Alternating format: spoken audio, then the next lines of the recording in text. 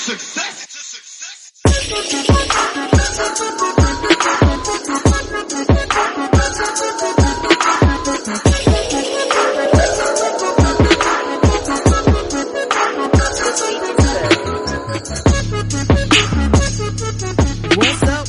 What's up? Welcome to your new favorite podcast, The Ain't Shit Show, the home of booze, views, and unpopular opinions.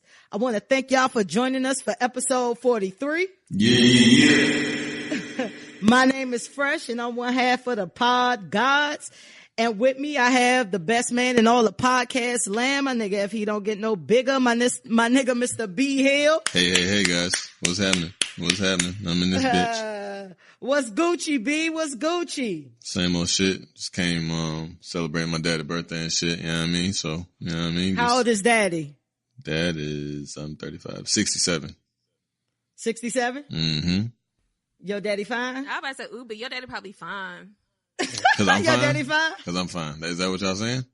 That's not what I'm saying. That might be what she's saying. That's what y'all saying. And it's cool. And I appreciate that. He's a handsome fella. You know what I mean? Okay. Your daddy got money? Is your daddy with your mama? Yeah.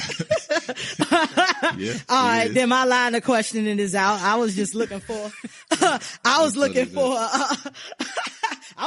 a sponsor. You know what I'm saying? Yeah. No, I think he's you know what I'm saying? He might. I don't know though. You know.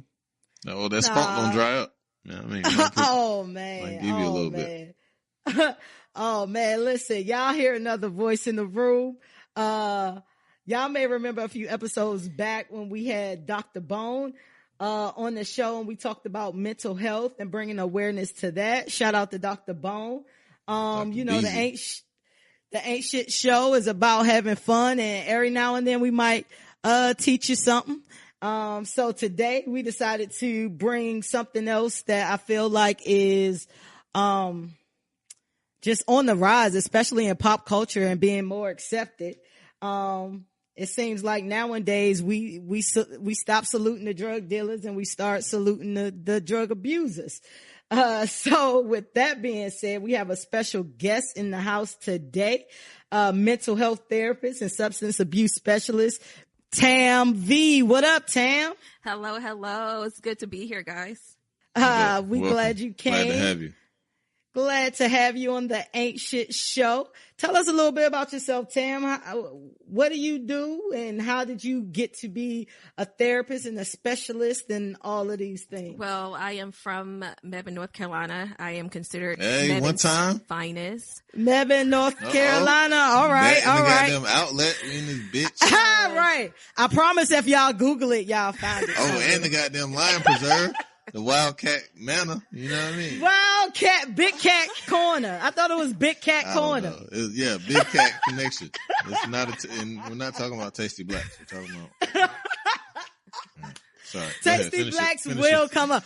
Shout out to B for weaving in Tasty Blacks. I just feel like that's an amazing talent to have. It. It's still prevalent in my life.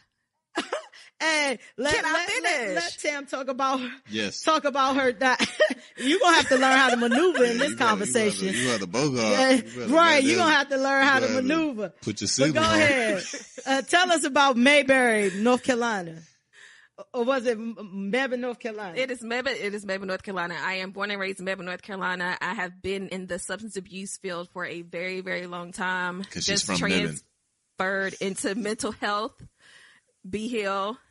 And I am the owner and co-founder of Lynn Therapy. That is a new practice that just opened about a couple months ago. We'll talk about that more later in the session. But I am glad to be here on the Ain't It Show. She said the session, so she about to therapize us. I'm off. I done clocked out. Therapize us. Yeah. She got her bonnet on. Oh yeah, Bonnet Chronicles. Tammy Roman who, bitch? We out here. She here chilling with no. What's the Drake line? Hair tied, chilling with no makeup on. Yeah. What did I up for, man? Well, so yeah, you listen to this show. You ain't new. Shout out to Tam for being a listener of the show as well. Gang up on. Usually we just gang up each other. So sorry. Yeah. Hey, Dr. Bone was built for a tough. I know you built for a tough. I already know. I've been knowing Tam for a while, and she's very smart and very good at what she does. Well, that'll probably be the you, last Fresh. compliment Why, for the you. rest of the show, but you're welcome. What y'all do this weekend, man? What's been going on in y'all lives? What did I do this weekend? I had my fucking kids. Like y'all know I got mad kids, so I had my kids solo dolo. My old lady dipped on me and went to DC for the I weekend. forgot you had your kids alone. Yeah, you know, man. niggas babysit their kids, even though they their kids. They have to babysit. Yeah. So from Friday around like 5 to like Sunday at 5, I had them niggas. So that was a cool 48 hours of me and them exclusive, and that shit was a lot. Saturday was cool. Sunday though, them niggas were my nerves. I couldn't wait till goddamn my old lady jumped in, hit the garage door button. I heard that thing opening up. Zoom, gone. I'll be back. Zoom challenge on your kids. Yeah. Dipset, Purple City Bird Gang. Peace out. Here you go. Hey, do you have more appreciation for single parents when you have to be like alone for days? Nah, for single parent, stay at home mom. Like I said, my old lady is stay at home mom, so she gets the utmost respect from me because I could not do it at all. Them niggas are so needy and just attention seekers and shit. Yeah, they my niggas, but they niggas. Hey, they was niggas on Sunday. They was my kids on Saturday. They turned into niggas on Sunday. Asking me for all type niggas of shit. come in all shapes, forms, sizes, months old, everything. Yeah, it was all the above. You know what I mean? So, but nah, it was cool. We went to, I went to my what y'all do? What you kind of do to keep them busy? Oh, Saturday, what I do? We went swimming pool. Nah, we didn't actually go. I was gonna go Saturday. We went to Chick-fil-A. So we ate lunch at Chick-fil-A for a little while and then let them play around up there. And then I had to go to the mall. I had to get my older son some shoes. And then so my little baby fucked Champs up. Sorry if you work at Champs because I couldn't put all that shit back. I just wasn't gonna do it. Man, all the hats, all the goddamn sneakers, them shit's all over the fucking place. So I'm like, yeah. So then we went to Barnes and Noble. Kids got some books and shit. Fucked around, played in there for a little while. Then I went to my best friend's house. We cooked out. He had a little boy that's 4. So we all was cooking out and letting them bug out and shit. And after that, it was it because it's been raining every fucking day. I don't know like where y'all are particularly, but in fucking Raleigh, North Carolina, it has rained goddamn 40 days, 40 nights. I swear at some juncture. Better build your ark, my brother. I ain't lying. So that was pretty much it. Sunday I ain't do too much. One of my homeboys that passed away, his birthday was this Sunday, so his mom did some shit at his crib, at her house, I should say, and then we all just went over there, got fucked up for a little bit after my wife got back. So that was my weekend in a nutshell. How about you? I think that story that you just gave about your children was very touching, with the most hood narrative ever. Like we went and got books and shit. Let the motherfuckers play at Chick-fil-A and shit. Yeah. They had mad chicken minis and shit. But it sounds like y'all had a good time. Yeah, we was my weekend was pretty cool. My shit be running together all the time. What did I do this weekend? Outside of adulting, I just kind of like hung out and shit. I'm really trying to think of what I did this weekend. I was out on Saturday too. I had a good time this weekend. I do remember that. Well, that's all that matters, you know? That's all that matters. I did in fact have a good time. Oh, I went to that event. You remember I told you like that event that has like Douce and Tito's and Grey Goose, and it was like $10 open bar. Oh, yes. Did that. I was chilling, went out to lunch and all that. Then I got an email saying, "Oh, this is going on right now." Yes, $10. Let's go. Yeah. What? One glass of Douce is $12 for sure. $15 depending on where you go. That's a shot exactly. Douce, yeah. So $10. Oh, sign me up all day, every day. I'm there. And since we're talking about substance abuse, right? Fitting. Tam, how was your weekend? How was your weekend? It was good. So I did, one of my favorite things to do is to brunch. Brunching is fire. Yeah, you know, black people love brunching. Brunching fire. So I I brunched this weekend, and I think we hung out. We went to see some. My girlfriend's really into beers and stuff, so we went to different couple breweries to taste a lot of beers. That's hard. I fuck with that. I love beer. Y'all always drinking beer, ain't y'all? She loves beer, so beer she's is great. On for sure. Yeah, beer is great. Oh yeah, because you down the street from Mebane. You down the street from Mebane. I mean, you from down the street from Red Oak. Red Oak is the best beer in the world, and it's right down the street from Mebane. You should go there next time you come home. Well, she's not in Mebane now. When she comes home, I'm sure she'll be home soon. Go to Mebane. Go to Red Oak. It's right down like going to Greensboro, right on 40. That shit dope. You should fuck with it. It's the greatest beer. You learned a lot about beer? You learned a lot about beer, Tam? Yeah, but don't really ask me nothing right now because I don't know. I'm gluten intolerant, so I don't drink beer. Yeah. My shit Blue Moon up. is actually gluten free. Shout out to Blue Moon. You said that, but that was a lie. I looked it up. This lady, I noticed she had because the allergy is what? What's the allergy to gluten? It's like what is it? Celiac. Yeah, that's it. Ooh, y'all sound smart. Okay. Yeah, we are smart. Too. We doctors. We doctors. We got degrees. We allergists and shit. No, we allergists.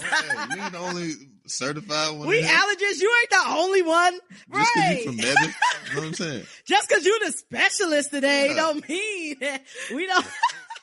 She tried to play us in real life, B.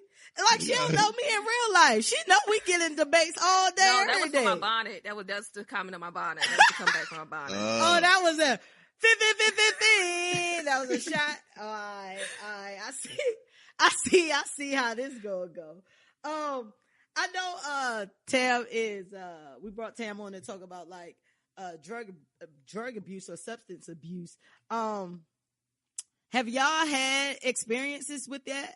I know that Tam and I had a conversation and she kind of told me kind of what sparked her interest in that field. Did you want to share that, Tam? Sure, I'll share it. So I would say I am a child of an addict. So my dad was an addict. My mother is currently in recovery for the past 5 years. Shout out to Ma. Shout out to Mom. So living in a home with an addict and being in a family that stems from addiction is definitely a different type of environment. So that's what sparked my interest in becoming a therapist. That's dope. Well, I know I've had growing up in DC in the 80s and the 90s, like drugs was everywhere. You know what I'm saying? Like it was crackheads everywhere. Like you saw people's parents. I had family members, close family members, you know, just drunk out on drugs. You know what I'm saying? Like, you know, people that were women that were beautiful. You know what I mean? Like that next thing you know, they damn trying to steal a VCR and they butt sucking in, face sunken in. They look a mess, skin all fucked up. You know what I'm saying? Like I think I told this story before on the podcast. I actually seen Mayor Barry buying crack cocaine in my building. Yeah, that's hard. You know what I'm saying? Like, right. Imagine coming down the steps and you like, wait, who? I know that ain't who I think it is. You know what I'm saying? You a early teenager, you 13, whatever. Like, damn, that's crazy. The fucking mayor. Like, hand to hand, like, that's when you know, to me, that's when you know that's you crazy. Strung out. When you doing that shit yourself. You didn't even send nobody else to get it for you. You know what I'm saying? You don't care. I've seen, you know, white guys pull up in fancy red drop tops, dropping it off with the dope boys. You know what I'm saying? Just to get drugs, and they riding around the city in a nigga, you know, $75,000, $100,000 car. You know what I'm saying? Being like, I grew up on 14th and W, shout out to DC, you know what I'm saying? And, you know, it was just hood. Like it's unrecognizable now, due to gentrification. You know, I'm not opposed to gentrification if, the people who originates there still is able to stay there, but it's not. It's like condos and all of that shit there. You know what I'm saying? But I remember going into buildings and just saying like, it was almost kind of like the Carter in New Jack City, like in certain buildings, like you walk in and addicts is just lighting up a pipe right there. Yeah. Like hey, what's up? Yeah. Like it's a cigarette, you know what I'm saying? So I've seen like firsthand, how drugs impact people and how people you love, like just kind of turn into monsters, you know what I'm saying? And one of the reasons I wanted Tam on this show is because I feel like today we have a whole different type of monster, and we'll get into that a little bit later, but it's just like, drugs is kind of like the cool thing to do, whereas back in the 80s and 90s they didn't really know what this new crack cocaine drug was, you know what I'm saying? Like it was just like the rich people did coke, and you only baking soda away from crack, you know what I'm saying? So I'm actually watching, sorry to cut you off. No, you good. To spark that, I'm watching Snowfall. I don't know if y'all watch that shit, but I've had it on my list. It come on FX. First season was kind of slow, but this second season is super good. But it's about the John Singleton, who directed all the dope shit and a lot of black shit. He's actually the director and producer of the shit, but it's about the Contra controversy, which was the introduction of cocaine from Colombia, basically by the CIA, and they gave it to what's the dude's name? Rick Ross, the real Rick Ross. They gave it to him. So it's the story of the real Freeway Ricky Ross and shit. And I didn't know that. Yeah, it's super dope.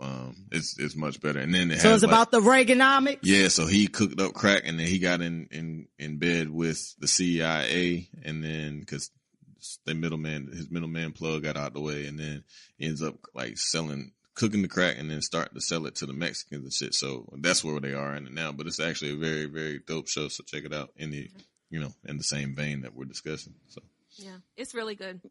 Yeah. Oh, I need to watch it because it's on my DVR.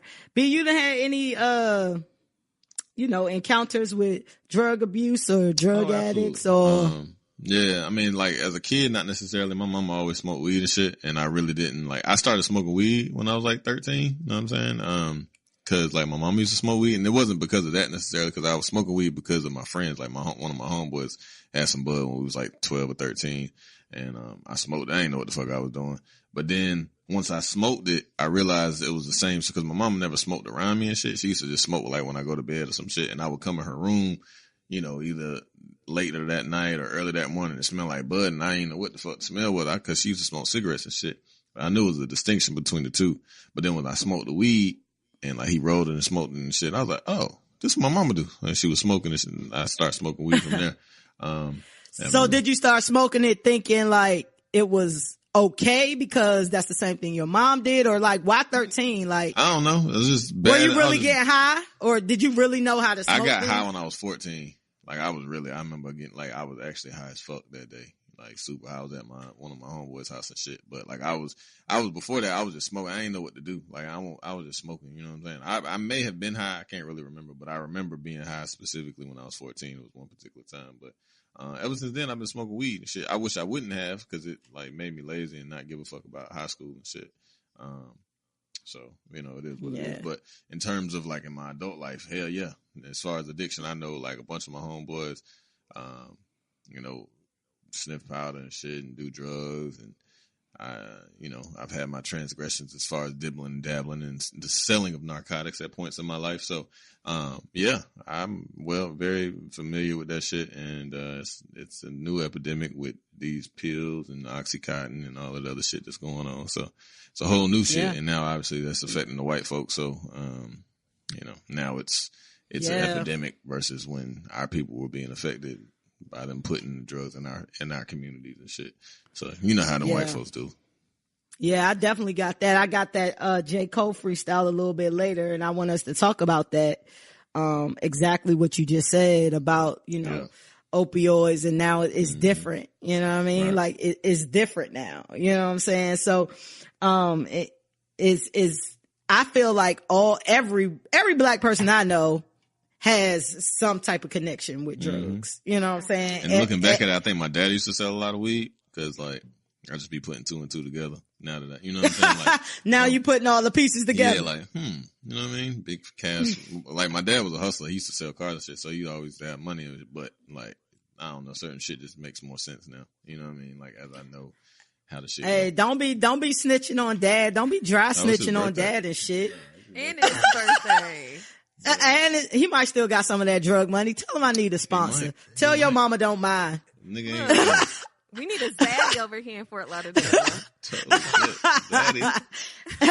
Hey, I'm looking for zaddies, momsies, anybody with mammies. a fat bank account. Mammies, grannies, like anybody. If you want to, you know what I'm saying? I can do everything but have sex with you. I even give hand jobs. Did y'all see Insecure, man? Yes. Yo, Insecure is the greatest show of all fucking time. Let's talk about that. And I meant to talk about that. That's what I did. How great is that? That shit is the best, man. Like, it's so good. I wish I was on the show. Like, I ain't even gonna lie. Like, I wish I was a part of the show somehow. Like, I don't even get like a cameraman or something just to say I'm a part of it. That shit is fucking awesome. It's so fucking funny. And the score, like the soundtrack. I love that shit. The soundtrack is one of the best things. Like, they incorporate the Shout music out to so Raphael perfectly. Sadiq. Yeah, hell yeah. Shout out to bro. Yeah. But that shit is, yeah. I just love it. You watch it, Tam? I haven't seen any of the first seasons. Just one episode, right? So I haven't. Yeah, seen it just any came of on Sunday. Yeah, I didn't see it yet. That shit hilarious. Damn. That shit hilarious. That shit is great. And I just feel like, you know, Tam, you can mute or something. I feel like if you don't want no spoilers, if you go pee-pee, since you said right, she had to go pee-pee earlier. She wanted to get permission. Change your poise. So like, I thought it was like, I feel like this so far, episode 1, Issa still can't win. She's like, the most Issa awkward. just She's can't so get fucking no awkward, W's, man. She's the most awkward black girl in the world. Like when she came in the house and shit, and then like after they was doing whatever, she sat on the arm of the couch like, bitch, sit your ass on the couch. Like, you fucking so weird and shit. Stop being so weird. That's why. But I love her though. She mean well. She just can't get right. Hey, the party lift. She was like, this the party lift. This not just the lift. It's a party lift. Capri Suns. Had the Capri Suns. So and then when she pulled up on the big nigga, she said, that's one whole nigga. Yeah, them car the nigga was big as hell. It's a good show, man. And he said about something. Can I get two of them Capri Suns? It's just the subtleties of being black like that are just, you know what I mean? Like, it's like a young 35 to 40 hip hop, like, cause we're in this weird space, like our age group, cause like we're old and we grew up on like drug dealer hip-hop raps and mad like violent raps and shit, like, you know what I'm saying? Like for real, but like you still want to hear that shit, but you ain't about none of that shit. You know what I mean? So it's like we're in this weird. I be selling mad drugs in my cubicle. Nigga, turn on the Lil Jon set. Nigga, go to iTunes or whatever the fuck and turn on Lil Jon and see if you don't be ready to kill a motherfucker and be like, how the fuck am I play this shit when I'm 55, 60 years old at the cookout? I can't play this shit. But it's still gonna take. Speaking of that, shout out to hip hop. Hip hop is 45 years old this weekend. Yeah. When did you fall in love with hip hop? Well, see, and that's the thing, right? So hip hop's like, so I feel like our parents, this is how we just go into different subjects. Tam, it's just tangents. Yeah, just roll with us. Yeah, just roll with us. But like, I feel like it still kind of comes together though. Okay. So I feel like, our parents and their parents, which is our grandparents, I feel like everybody had kind of like their wave of music that kind of cemented like their generation. Absolutely. The thing about hip hop and hip hop being 45 is that everybody from like age 60 to 6 months old is listening to the same music. Yeah. You know what I'm saying? So we all kind of dress the same. You know what I mean? Like you look at pictures of your parents, like when they were younger and they actually looked older. Like, why y'all want so much brown and green? Like, what the fuck was going on? Now we like, when they was our age, you know what I'm saying? Like, they look like, their pictures looked antique. And now my mama dressing like us. And we all got on down sneakers and Adidas and, you know what I mean? Like, we all kind of it's the same look thing. The same. You know what I'm saying? So when is that cut off? I don't know. Never. So like, what do you do? Or do you have to do anything? Cause I be thinking about that. So that's the thing. I think that's the dope shit about hip hop, right? Cause like, my dad and mom didn't listen to hip hop. Like, I mean, if it was on the radio, then cool and shit, but it was more like, you know, Mary and Frankie Beverly and all that shit. You know what I mean? So, yep. To this point, like, it's weird now because like, for example, my damn nephew is 17 and his daddy is 42, I guess, but them niggas wearing the same shoes. Like, he like, damn, I want to get these damn 13s, but I got to get him the 13s because his birthday. You know what I'm saying? So, like, I ain't finna spend $300 on no fucking shoes. But it's like, that's what we grew up on. Yeah, we have to understand that, like, whatever, like the Jordans and all these retros that are coming out, like, those are what we're wearing, like, back in the day. They just re-releasing. So now the dad and the son are wearing the same type of shoes because, like, to us, that's really old school. Like, these Adidas and Nike and Fila and all that stuff. Like, that shit fly now. I mean, it was fly then, now it's fly again.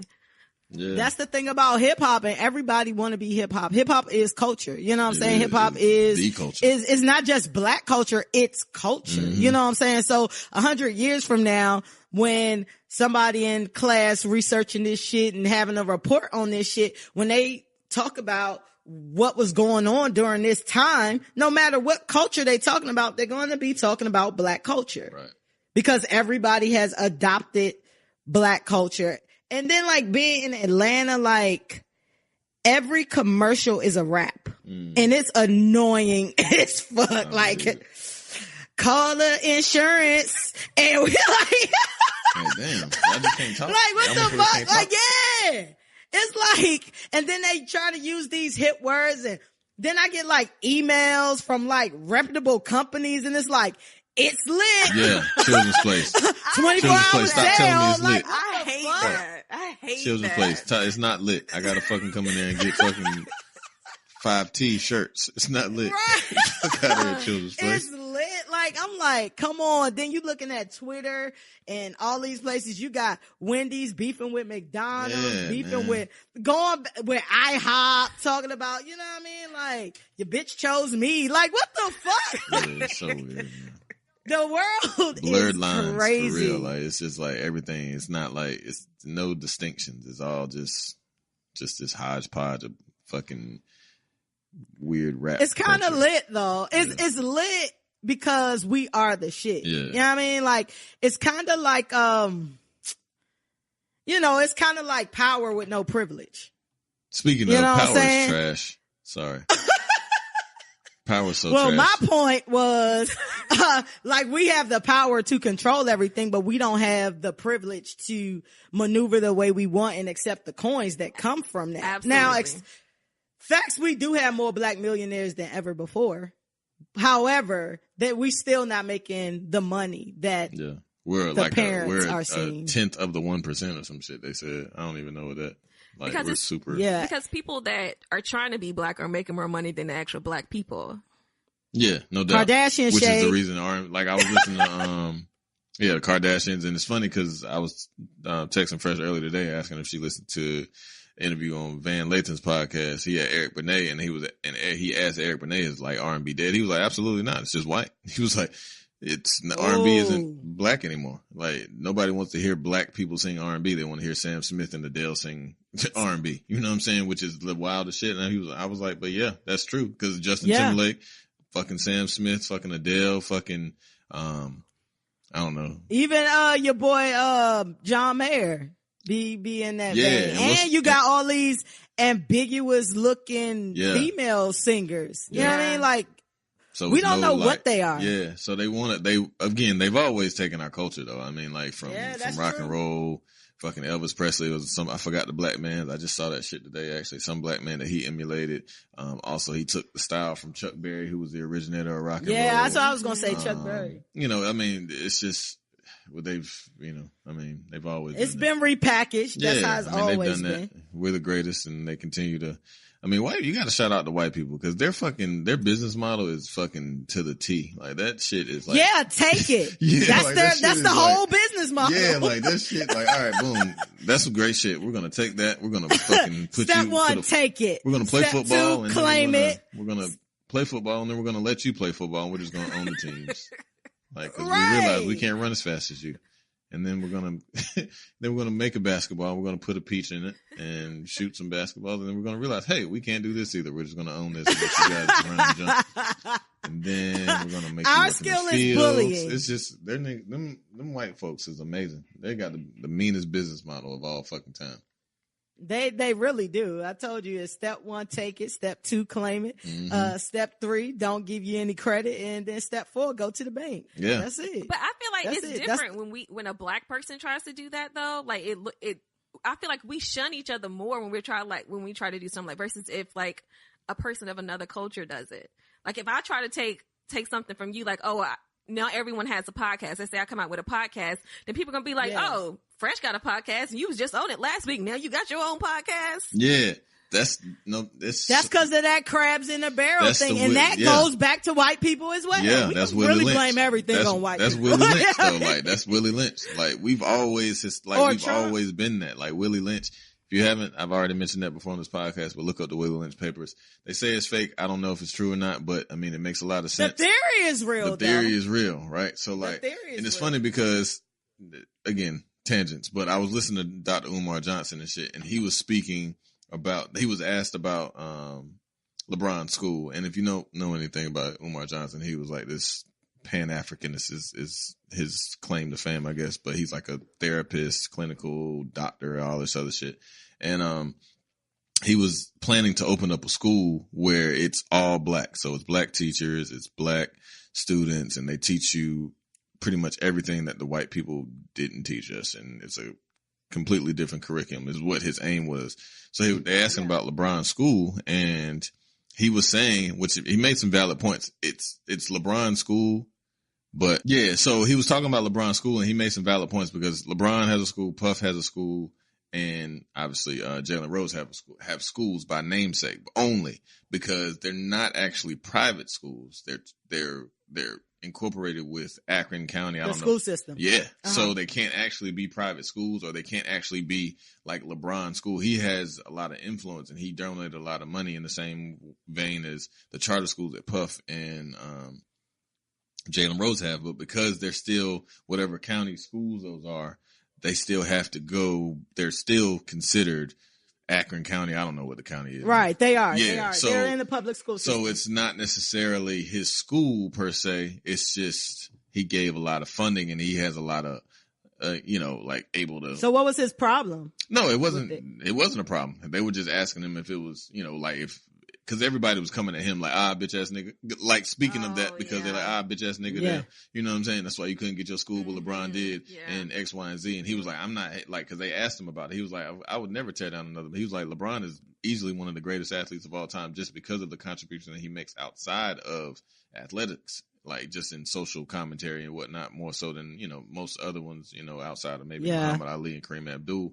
But he was like, but the truth of the matter is that's actually not his school. What I'm trying to do is going to be my school, specifically teaching X, Y, and Z. Yeah. So I guess my point in saying that is that people coming at him like he ain't even got a dog in the fight. He's still trying to do his thing, but everybody like throwing stones at him like, bitch ass nigga, that's why you couldn't do it. And you got all this other shit going on, but LeBron did it and shit like that. So.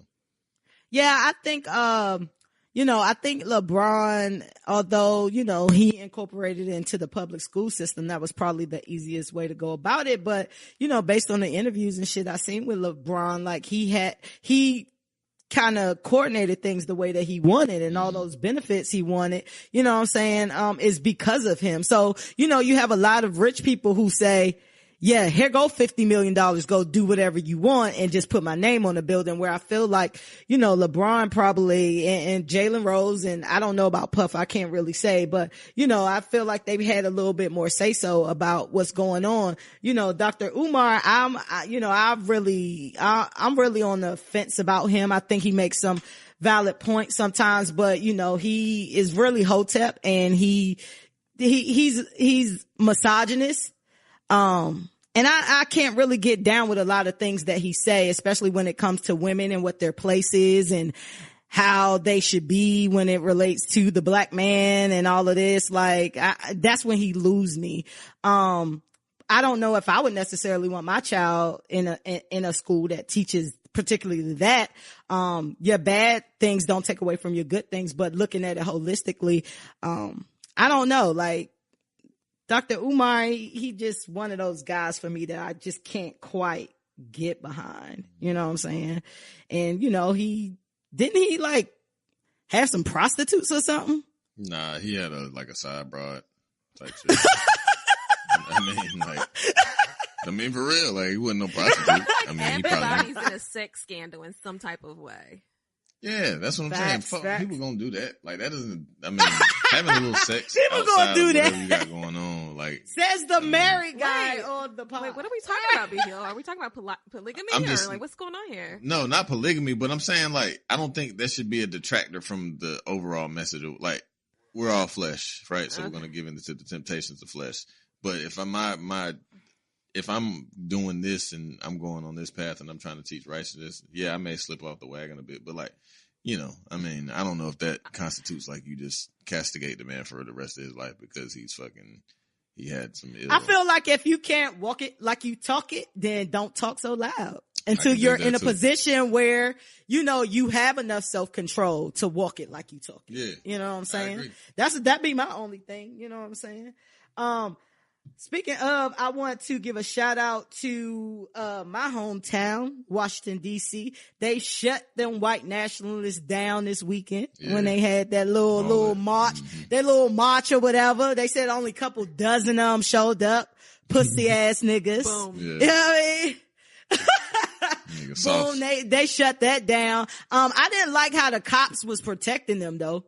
Like the cops really had them dudes surrounded. Like, if it was a Black Lives Matter march, the cops would have been standing on the other side versus protecting.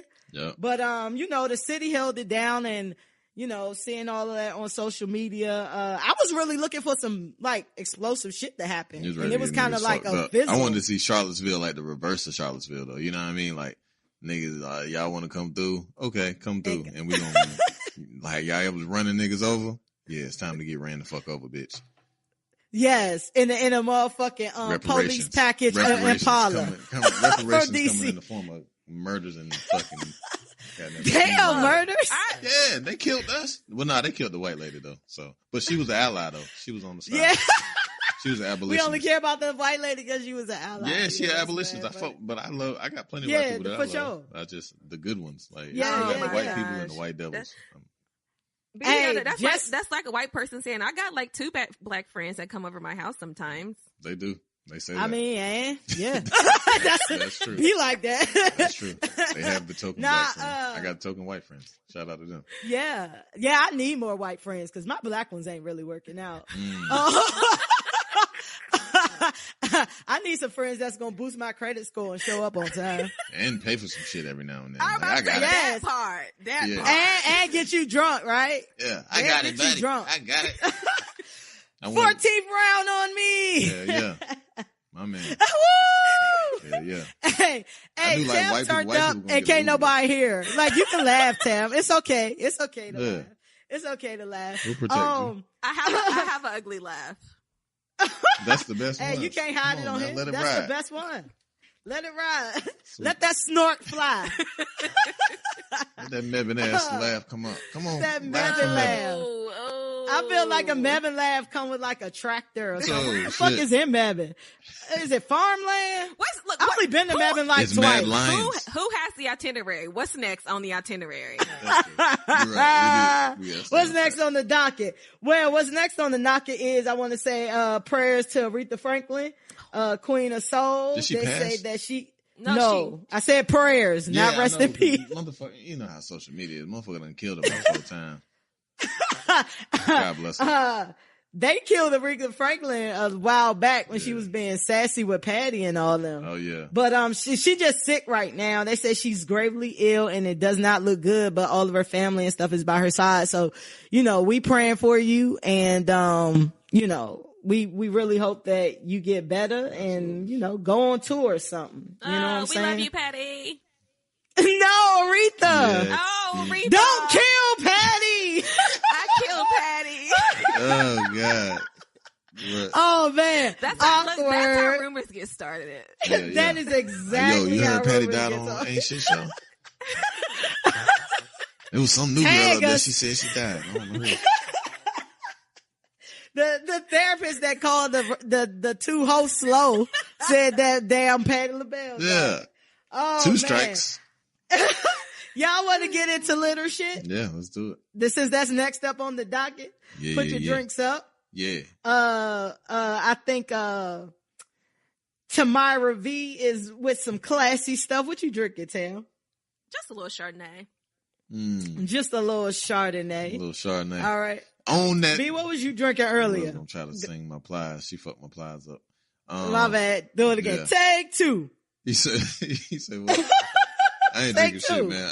I'm actually drunk from earlier. My daddy's birthday was earlier, so we had some drinks and I smoked some weed before that. Zaddy birthday. Yeah. So, I'm actually trying to drink some water so I can cool down. So I don't have to call in tomorrow. Pussy. But yeah, I'm soft. It's good. And plus I don't have any more liquor. So that's another thing. I was on my liquor. He off that liquor. Oh, so heavy. lightly. I drunk it. Before you go. Well, can you neck me? Before he gets necked, I have Jack and Coke. Y'all know how I roll. Tam was supposed to have Jack and Coke. She my Jack and Coke buddy. But I'm going to let her be classy tonight. Yeah, I got to go to work in the morning. You know, Jack be ready. That ain't never so. I be hearing. Oh shit! Uh-oh. Oh shit! George, Tilly B. You need Tilly B. Fucking B. Where you at, Tilly B? You need to get ready. Roofier with some Jack. Yeah. All right, y'all. Jack. Put your cups up. B, put your imagination up. And we're going to get the whole social media the fuck up out of here. Yes. Because our girl Nicki Minaj, I don't know what happened today. That baby started dwindling. But that baby stirred up the whole internet. I feel like everybody who was ever on the internet was fighting today. So first of all, Nicki Minaj Queen album came out on Friday. It was a lengthy album. I feel like it was 19 tracks, which now, you know, niggas doing 7 tracks and 10 tracks and 12 tracks. So 19 is a lot. So before we get into the shenanigans, did either one of y'all listen to the Nicki Minaj? And if so, how y'all feel about this album? I listened to like 6 songs. She was singing. She started singing and shit, and I was like, there we go. I hate when Nicki sings. Hate it. So let me tell you about B Hill. I tell him exactly what we gonna talk about, and he still don't do the fucking assignment. And then he get on my back about shit that ain't got shit to do with shit. On my back about listening to it. Like, come the fuck on, dog. She be singing and shit. I don't be liking that shit, man. You listen to that Drake shit. I can't stand when Nicki Minaj sings. I hate when she sings as well. But you listen to Drake when he sings. Drake is a singer and he's a rapper. I didn't listen to First the second of all, album. half of that statement was wrong. Drake is not a singer. He's definitely a rapper, though. Well, I listened to the Nicki Minaj album. It was exactly kind of what I thought a Nicki Minaj album would be. I don't feel like Nicki Minaj has a classic album yet. The songs that I really like. It's about 7 songs that I really, really like, where she rapping. You know what I'm saying? She going in. I like LLC. I like Good Form, Barbie Dreams. That kind of stirred up the internet. I felt like that was clever. It was clever, but it wasn't really because it's just Lil' Kim shit, right? So like, no, actually it's just Biggie shit. No, Lil' Kim shit. No, Biggie did it first. Then Lil' Kim did it. And then Nicki Minaj did it. Yeah, but you don't fuck with Kim at all. So why would you do it's basically the same shit. No, it's not. That's like me doing something to pay homage to you, and because I don't like your cousin, and your cousin did it too, that ain't me paying homage to you. If I play you off the shit off hardcore, it is exactly damn near the same. Or if you play the Biggie version, you'll hear the same thing.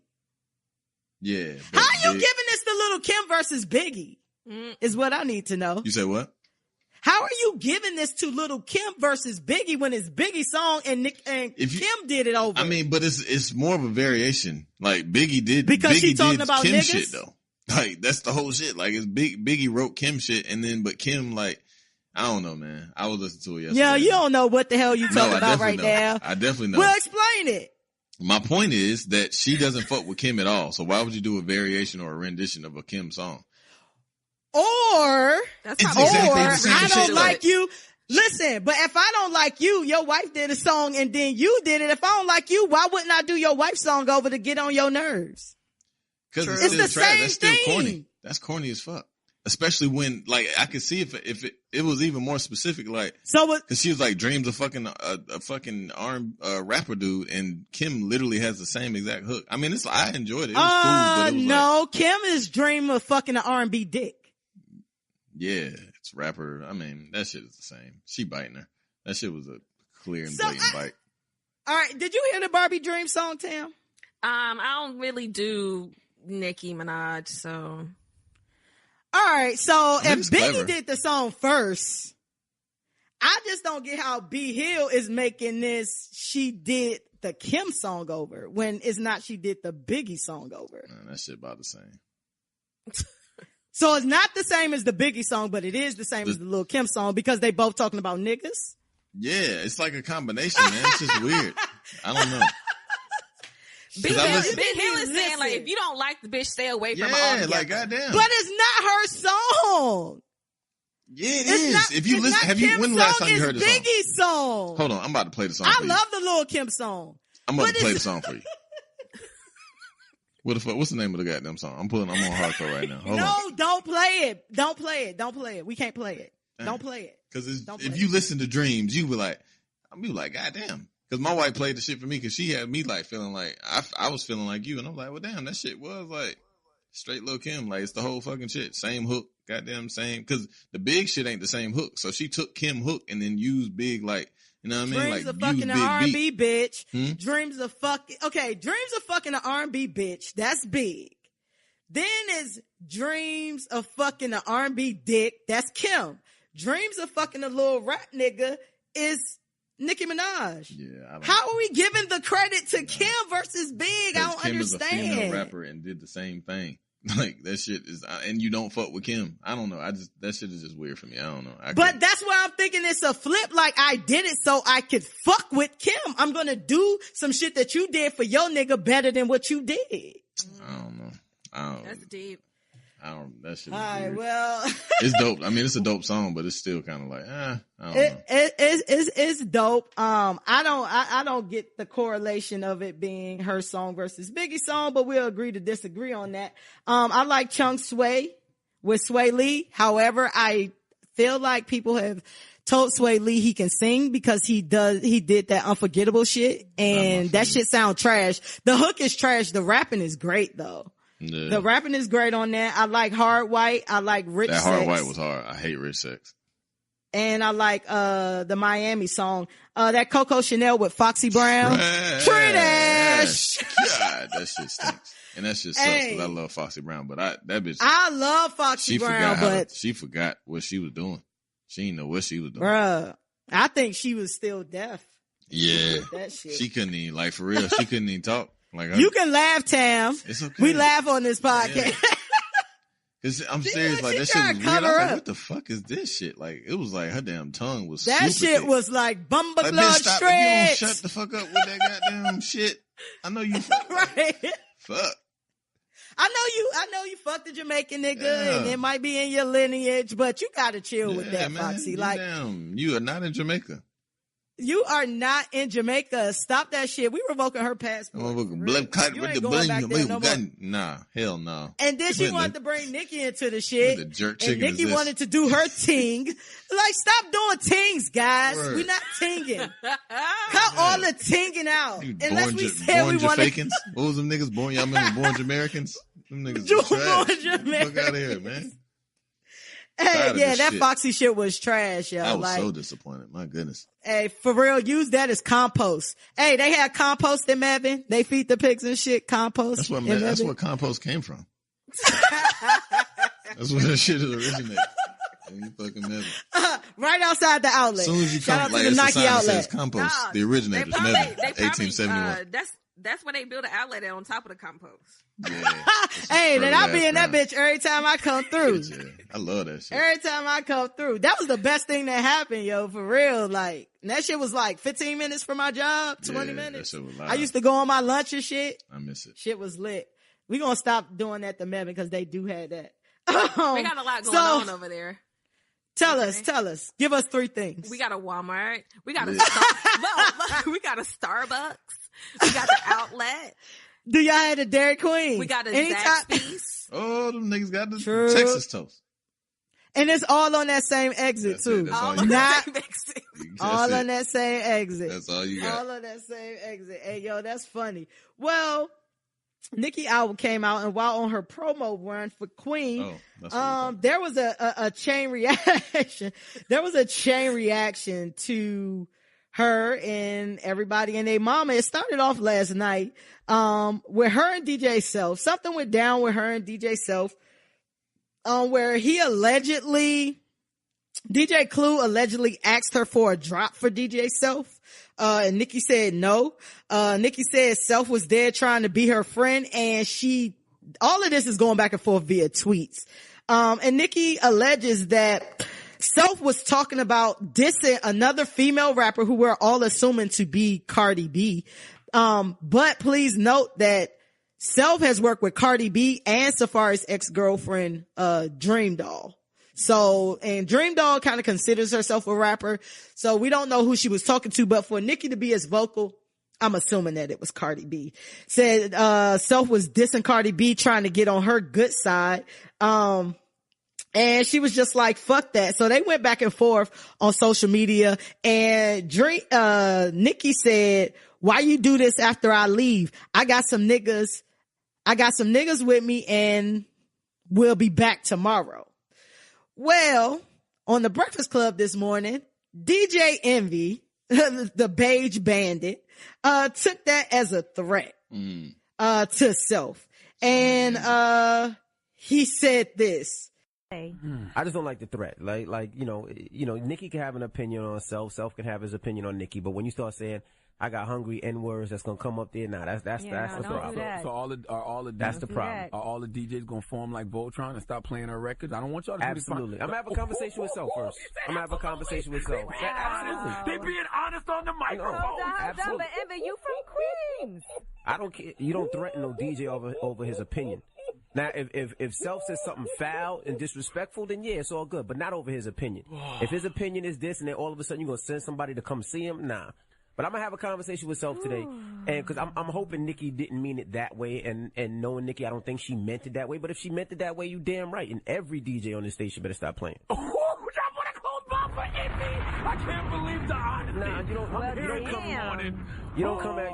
don't come at one of my own and talk about you gonna come see him because of his opinion.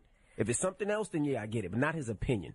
Nah. All right, so basically, what happened was, DJ Envy basically said, "Oh, if you threatening a DJ, I don't like that, and we won't play your music up here," and blah blah blah blah blah.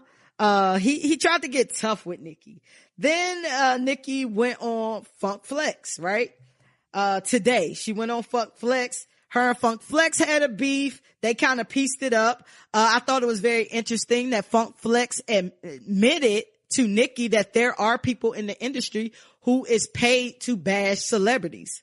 Nikki said she knew that, and that's how she felt. So she felt like when certain people was coming at her, especially Funk Flex, when they had their little beef, that's what was going on. And Funk Flex said that's not what was going on with him, but that is a practice in the industry, which was surprising to me. Not that it goes down, but that Funk Flex was willing to admit that. Well, through that interview, Nikki brought up the fact that she was highly upset that Safari basically lied and said that she don't write her own shit after all the shit that she did for him, and that's not true. And one of the things she pride herself on is being a writer. She spilled some tea, and this is where the tea was starting to be spilled in the streets. She said that Safari, y'all gotta listen to the interview, but I'm giving y'all high level excerpts that she said that, she was with Safari. He painted her as the bad guy, although he cheated on her several times. He bought prostitutes with her money. He spent her credit cards. Then the tweet started to fly. Safari said he never used her card to buy prostitutes. He never said that he never had prostitutes, but he said he never used her card. He talked about how Nikki once stabbed him, and he was being pulled out on a gurney. He was about to die. He said he lied to them and told them that he did it himself, trying to kill himself so that Nicki wouldn't get in trouble. Nicki then Nicki, right, exactly. This all went on today. It was a lie, and this is just high level shit. This sounds like Love and Hip Hop. Yeah. Exactly. And it kind of gets to that point. So Nicki also said, something about Safari where Tyga caught a stray bullet. She said she paid 10 racks for this nigga to get his hairline done, and he went to the same doctor Tyga went to. Safari said he did. Right. Tyga said, Safari said he did go to get his hairline done, but Safari been admitted that, and he posted a picture of himself. His hairline, he pulled up to the scene with his roof missing. Like, he looked like a 60-year-old gym teacher in the forehead. I saw your comment, B Hill. You said no hairline shaming. Shout out to the niggas with side hair. Side hair OG in this bitch one time. Catch your side hair. Tyga said he do have the plug, and the plug is funny because it's hair plugs, Baboon Ching. He posted his doctor, so he took it all in stride. But then everybody and their mama just started to chime in, cause Nicki Minaj said something about love it, go get your love and hip hop crummy checks. So like Jessica Dime chimed in. Nicki told her to suck her dick. Raleigh and Brooke Bailey came to Jessica Dime. Like, it was just a lot of people. Erica Mena jumped in it talking about DJ Envy and how she's still going to expose him, and how DJ Envy still sending her I miss you texts, and I've been thinking about you texts. And the internet was just, this is a lot. It is a lot. Think about how I have to be in the know to report this shit. You know what I'm saying? But I feel like when did Nicki Minaj become this person? Like, I feel like that I admired Nicki Minaj at one time, and like she was just like, she wasn't like, this is a mess, and I would never when did she get a part of this mess? When her album dropped and it didn't get the fucking crazy hype that she expected, she says, "Plan B, I'm gonna get messy because I need some help." Her star, we are seeing a star dim in front of our very eyes, and it's almost out. So I think that's my thing, because she's kind of just swinging the air at this point. Because if you have to blast Safari, like to help your album sell, and nobody gives a fuck. Like, that shit happened. Like Safari said, he was like, that shit happened 5 years ago. Nobody's holding on to that. Like, what the fuck are you talking about? Well, I'm gonna come to Nicki Minaj's defense on part of this, not all of this, because I do feel like half of that is what you're saying is correct about, you know, kind of like her star dimming. But I feel like this is twofold, because the things that she addressed are things that Safari has been saying about her in recent time. You know what I'm saying? Like, with her, I feel like Safari was kind of in love with Nicki, and he respected it, and he thought that they was going to get back together. And then over time, I feel like he kind of became a little bit bitter. So the shit about her not writing her rhymes, that's recent. He said that recently. And I don't know if Nicki like, all right, I'm fucking fed up. Because I do feel like before the album actually came out, I do feel like she was swinging. She was on fucking Black Ink Crew getting a fucking tattoo from Ryan. Like, you know, I felt like them singles didn't land, but when the album actually came out, it came out to critical acclaim. Like, people really fucking with this album, although, you know, I only like 7 songs of it, which is less than 50%. I feel like it's as good of a Drake or Nicki Minaj album that we're gonna get. You know what I'm saying? Because of all the singing and all the commercial shit. But Nicki shit was doing well, and now that she doing these interviews, I don't know if she just like, nah, I'm letting all this shit out, I'm fed up, or she's like, oh, this is promo. You know what I'm saying? Because when her album came out Friday, it was charting. Everybody was talking about it. I didn't hear people. My criticism was probably one of the worst criticisms because everybody was fucking with it. So I'm not exactly sure. You know what I'm saying? If it's like, I'm fed up. I'm fed up with the niggas who saying shit. You know what I'm saying? I think this is a new thing. Like, it's a new wave. Like, you put out an album and then you create some chaos so people can start talking about you.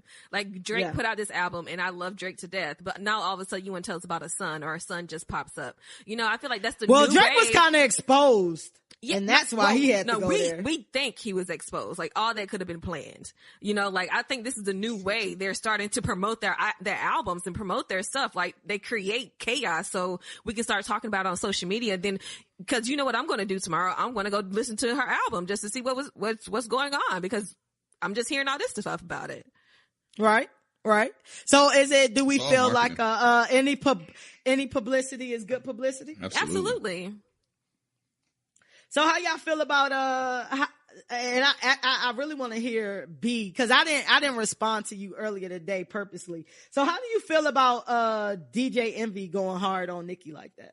I feel him. I mean, I don't know if, like, he had valid points. Like he said, if it's solely like you hating the DJ because the DJ doesn't like your music, and you like talking about you gonna send people after him and shit. I mean, in terms of loyalty, I think, yeah, shit. Like, you gonna send niggas at bruh cause he don't like your music. Now, if he said some shit like you a fuck bitch and called you a bitch and called you out your name and did all other type shit, then yeah. But if he just don't like your music and he not feeling it, and then you talking about you gonna goddamn ride on him, as far as in terms of loyalty from DJ Envy, I fuck with it. Like, fuck it. You want to ride on a nigga because he don't like your music? He a DJ at Power 105, which is one of the biggest stations, obviously, you know, at this point, in New York. So shit, we ain't got to play your music. So I mean, from that aspect, as a friend, right? Cause him himself, clearly, I would imagine that they're probably good friends if he take it to that level. Bitch, I ain't got to play your music because at the end of the day, I control shit. Like, I don't have to play your music. I can play mad Cardi records. I would play nothing but Cardi. You know what I'm saying? Or something like that. So, I kind of control your own destiny in that term. But isn't that part of a DJ's job though? It's like to critique music. Like, that's part of their job. Yeah. So one of the rumors have it that, the reason Nicki got mad is because Self said Cardi B album was better than Nicki album, which I agree. Cardi B album from a holistic standpoint is better than Nicki Minaj album. I can play that from beginning to end. You know what I mean? Like, Nicki, I can't play any Nicki album from beginning to end. But that doesn't make her, you know, not a great rapper. It just, she don't put together great bodies of work, to me. But I think the difference between DJ Self and DJ Envy, DJ Self gave his opinion and he got that backlash, which I get it. Like you said, it's his job to critique music. If you're critiquing from a genuine place versus we friends, we not friends, I don't like you, whatever. You know what I'm saying? Mm-hmm. But my problem that I have with Envy is, it's very interesting who Envy choose to turn up with. Nicki ain't been on that show since her falling out with Charlamagne. So you don't have to play nice to get Nicki on the show, because you know Nicki not coming on your show. You know what I'm saying? Like, you know Nicki ain't coming on your show, shit, so Nicki, you want to turn up on Nicki. Real shit. Nicki I don't feel like Nicki need it, because Nicki ain't been on it in 3 years. She would, and Nicki been doing fine. And I guarantee she would much rather go to the Breakfast Club than fucking Funkmaster Flex. Guarantee you. Yes, but I don't think her career is going to. But she needs it. My point. Like, if Nicki goes on the Breakfast Club tomorrow, she'll have 10 million views. Like, off the rip, just because everybody's going to want to see her talk about it. Like, guarantee that shit would pop way more than any other media outlet that she would go to. Right, but if you already know that she's not coming on your show, because she already said she wasn't coming on that show. She said it 3 years straight, she not coming on that show. So if you already know you not coming on that show, then why I gotta play nice with you? I feel like DJ Envy always just want to be in with the cool kids. You talk about loyalty, but you can't even be loyal to your own fucking wife. Like, DJ Envy ain't loyal. You don't know that? Go. How we know what? I mean, outside of Erica Mena, you don't know. I mean, like, everybody. How many times do it take? How many times? Admitted it. Right, that's what I'm saying. He admitted it after he got found out. It wasn't like he just came with the goodness and grace. It's like, that's a mistake. People make mistakes. That doesn't necessarily, I mean, it's a blemish on his character, but as long as, if he continues to do it, we don't know. Otherwise, all we know is that he's holding down his end. That shows your loyalty. Like, I don't feel like he loyal. I feel like he turned up on people who who does not pose a threat to him. Like he turned up on Deezus and Mero. He don't be turning up on none of them thug niggas. And when them thug niggas who don't like him show up to the studio, he miraculously not there. It just be Charlemagne and Yee there. When there's niggas there that don't fuck with Envy. Envy get light. I don't buy the whole Envy thing. I think that, you know what I'm saying? Like, you don't play Nicki Minaj music. Okay, Envy, you don't play no music anyway, my nigga. That People's Choice mix is the same shit every fucking week. Like, Envy ain't breaking no artist. I don't feel like Envy got as much pull by himself as he does as a collective with the Breakfast Club. And the reason the Breakfast Club is so dope is because of their interviews, not because of the music that they play. And I mean, that's just my opinion on it. I feel like DJ Envy kind of funny style. Like, I feel like Charlemagne and Yee got way more loyalty than him. You know what I'm saying? But Self, his friend, that might be his bestie. I don't know. You know what I'm saying? But that's a cold threat to put out there. But that's just my opinion. With the whole, Safari shit. Like, do y'all feel like that shit went too far? Even though, he kind of been spilling tea on her? Absolutely. Yeah, man, that shit was a relationship. Like, I would never, I mean, if I was granted, I'm not a celebrity, but even still, like, I find it weird when motherfuckers, like, take to Facebook when they got, like, normal Susie and Joe relationships. Like, I'm never gonna, like, air my personal laundry out and then ask why. Like, oh, I don't know. That shit is all weird. My social media shit is a little different. Like, I don't really see, like, I don't know, man. I would never in my life, like, go to Twitter or go to Facebook and be like, oh, X, Y, and Z, this and that and that. Nah, I'm not doing that shit, my nigga. Like, I don't give a fuck about y'all to be in my business, and I don't want y'all to know all what the fuck I got going on. So I'd never do that shit. That shit is corny as fuck. I don't give a fuck. Tam, have you ever went to social media or had somebody that you dated or was in a relationship with go to social media? Yeah, when I was like 20. Uh-huh. But like, we're grown now. Super. Like when we go through something that stays in our house, the whole world doesn't even know about that. Yeah. We do it that inside. Yeah, our house. I agree. Yeah. I mean, and they 35 and 36 and shit. You know what I'm saying? Them niggas is super grown people. So like, what the fuck, man? Like, nah. Right. And I think Safari handled his shit way better than she did. You know what I'm saying? Like, he was kind of like, I mean, I didn't have time. I think he just wasn't as aggressive, but you know what I'm saying? He definitely put shit out there. 100%. Like, he definitely put shit out there, about her. You know what I'm saying? And like I said, I don't know if that was the forum to address it, but I haven't been in a relationship with anyone like that, but I have dated individuals where they kind of jump out there. You know what I'm saying? And it's kind of one of them things like, come on, dog. Like, I know shit about you. You know what I mean? I'm not going to do that because that's in my character. But you have me on the verge. You know what I'm saying? Like, I've called somebody on the phone and cussed them out. Like, the fuck you talking about on Twitter? You know what I'm saying? Like, you know what I mean? Like, really went there. Like, do you know I could expose you, but I'm not going to do that? But don't keep fucking with me. You know what I'm saying? But that shit crazy. I feel like everybody. I think it's even crazy that we're able to even have these conversations. You know, like, I remember when there was no Twitter, no Facebook, none of that. Like, it was just like, we're going to go to school the next day and, girl, let me tell you what happened to me last night. Right. Not school though. Nah, we out of school at this point. I mean, not even. I feel what you're saying. You know, like there was none of that. I didn't even have the choice to go to Twitter or go to Facebook or go to Instagram to post nothing. Right. Yo, that shit crazy because like B said, like, you see married fucking couples going in on each other on fucking Facebook. Yeah. That's why I don't like Facebook. Shit is weird. Like, cause it be too much and I'm like, I actually know y'all motherfuckers. Like, my Twitter and my Instagram, like, it's a small percentage of people I actually know. You know what I'm saying? But Facebook, it's only people I actually know in real life. So I'm like, nah, y'all doing too much. Like, exposing husbands and wives and what they was doing and the side chicks and the side niggas and who dicky sucked in the subway. Like, you be knowing that whole story and they ain't even really spoke to him in years. Yeah, but then they the same people who post, I love my man, I love my wife, my MRS. Like, but y'all was just fighting last week. Just fighting. We know you sucked that nigga dick at work. Like, we know that. Just fighting. The internet ruined the world, One man. Yeah, 1 week he MCM, the next week he a bullshit ass baby daddy. Yeah, I ain't got time for that shit. The internet and camera phones ruin the world. Like, they ruined the world. Yeah, they made the world better and they ruined the world. Yeah. At the same time, because B, you wouldn't be able to request your pussy pics. Oh yeah. Without the camera phone. You know.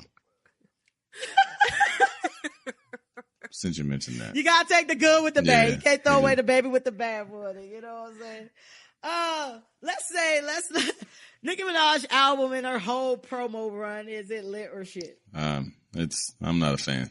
Fuck up, Nicki. Just rap and just be a rapper. Stop being weird. Tam, based on what you heard, is it lit or shit? Shit, for sure. I agree with B Hill. Like, let's stick to what we know, and that's rapping. Like, she not no reality TV star. Like, just rap and let us listen to your music. That's it. Yeah. I'm giving it lit only because it gives me content, and I like to see motherfuckers act the fool that ain't got shit to do with me. So I'm giving it lit because niggas gonna be exposed. That part. And Nicki Minaj doing a crown tonight with Elliot Wilson that started at 9. So I want to see how that goes. It's on Tidal. So that's gonna be super dope. We probably have more content. Boom, ching. Look how that works for me. That's dope. I ain't know that. So Demi Lovato. Y'all know Demi Lovato. Y'all may or may not know Demi Lovato because I just recently know who Demi Lovato was in the past year. Yeah, I just knew she was thick as hell on Halloween. I was like, didn't nobody tell me Demi Lovato was fine? Like, everybody what the fuck? said that. Everybody said that. I did not know that because she looked like a black girl. I was like, God damn. Demi Lovato. Look, I always talk about Demi Lovato, and when me and Joy watched that, she was like, that's Demi Lovato? And I was like, yes, that's Demi Lovato. She was like, why'd you tell me she was thick like that? Like, right. Thicker than cold oatmeal. Okay, Demi Lovato. What is she? What is her nationality? Good, right? Is she white? See? I think she's just white. I don't know. Yeah, she's. Oh yeah, I think she's just white. Well, Demi Lovato, little backstory. She was on Barney back in the day. I'm a tad too old for Barney. She's not that thick. She white girl thick. Yeah, she white girl, no enhancements thick though. Yeah. It's hard for a white girl to be that thick that's not a Kardashian. Natural. Natural, organic. Mm-hmm. Yeah. But she was on Barney, and she was on several Disney movies. But a couple weeks ago, Demi Lovato is 25. She was rushed to the hospital after an apparent overdose. And she was found unconscious at home by 2 friends. Early reports stated that the overdose was heroin related. Then later reports said it was meth. But today reports came out saying that it was oxy laced with fentanyl, and she freebased it. Demi Lovato has been battling addiction and mental illness and eating disorders. That's a trifecta, since 2010. When she was 18, she first entered treatment for bipolar disorder, bulimia, self-harm, and addiction. She relapsed after she left the treatment center after a year, and then she went to like a sober living facility. Another fun fact, not so fun, about Demi Lovato, in March, she revealed that she celebrated 6 years of sobriety. But 3 months later in June, she released a song called Sober. And the interesting lyrics to that is, it says, Mama, I'm so sorry I'm not sober anymore. And Daddy, please forgive me for the drinks I spilled on the floor. To the ones who never left me, we've been down this road before. I'm so sorry I'm not sober anymore. Funny, Sober is now like in the top charts. It has resurfaced in the charts since this, so that kind of goes back to no publicity is bad publicity. Right. Yeah. But it's just a really sad story, you know what I'm saying? And it goes along with the theme of what we're talking about. Like, do y'all think she was really sober for those 6 years, or so is that Demi Lovato? Go ahead. She came out with this documentary on YouTube, and it kind of just went through her entire life from up to 25. her addiction and about her eating disorder and all that kind of stuff. And I think she really, like, in that documentary, what I could say, she was really trying to be sober. And I think she was actually sober for those years, but she was really open and honest about, like, being famous is one of the things that makes it hard for her to stay sober. And I don't think, like, her being a child star, like all these other child stars, like, it makes it hard for her to remain sober. And when she relapsed, it was because it's something that, you know, I follow because she is in recovery and I work with people in recovery. Yeah. So we was able to process that. And it was good for people to process it because it's like, she is like my age and like she has all this money. She has everything she wants. She 25, Tam. No, I'm talking about my client's age. Oh, I was like, Tam, you stretching a little bit. All right, Fresh. Black don't crack. All right, thank you. But it's hard. I think she was sober. I think she may have been sober from drugs, but as far as like the eating disorder and all that other stuff, I don't know about that. I wonder with her being like thick and we just all complimented her on being thick, I wonder if she thought she was fat. Absolutely. Because she was kind of like, she was showcasing her body. Mm-hmm. You know what I'm saying? So it looked like she was kind of proud and healthy about it. Mm-hmm. You know what I'm saying? Was she bulimic or what? What type of eating disorder is she? Was it bulimic? Yeah, bulimia. That's some cold shit. You a bad motherfucker to be bulimic. I hate throwing up. Yeah. Like, I couldn't be bulimic if I wanted to be because I hate throwing up. Like, throwing up is possibly one of the like worst things that you can, because it's just the worst. It's just the fucking worst.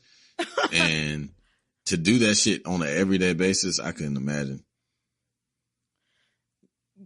Yeah, man. That's all crazy. Like, Tam, can you educate us on oxylase fentanyl? Boy, that's all the drugs. That sounds crazy. And she freebased it, which means she had that shit lit up on a spoon and injected that shit. Nah, so freebasing ain't that. Tell our listener about that. Freebasing is cooking it. Freebasing is smoking. So like you put it on the spoon and you burn it and then you smoke the fumes. That's freebasing. Oh, word? Yeah. I just got educated. Yeah, I thought the freebasing was when you light the shit on the spoon, but then you inject it. Nah, that's injecting. That's just, freebasing is like, that's what niggas used to do before crack came out. Niggas used to cook their coke. Like they used to put the coke on the shit and burn that shit and smoke that shit. That's freebasing. Like they'll roll up a $1 bill or whatever, they would be able to do it and smoke the fumes from that shit. So that's before crack. So what's fentanyl, Tam? And give us some education on that. Give the listeners an education on that. So fentanyl is one of the drugs they give you when they put you to sleep when you're going under. Going under and you're having a surgery is what they used to put you to sleep. So somehow, some way, this drug, the raw form of this drug got into the streets and now it is basically a death trap. Like anybody that uses this drug, you literally are deciding that I don't really care if I come out on the other end of this or not because it is death. It is literally death because once it gets into the man's hand, like humans, like we are unprofessionals. We're not doctors. We're not going under surgery.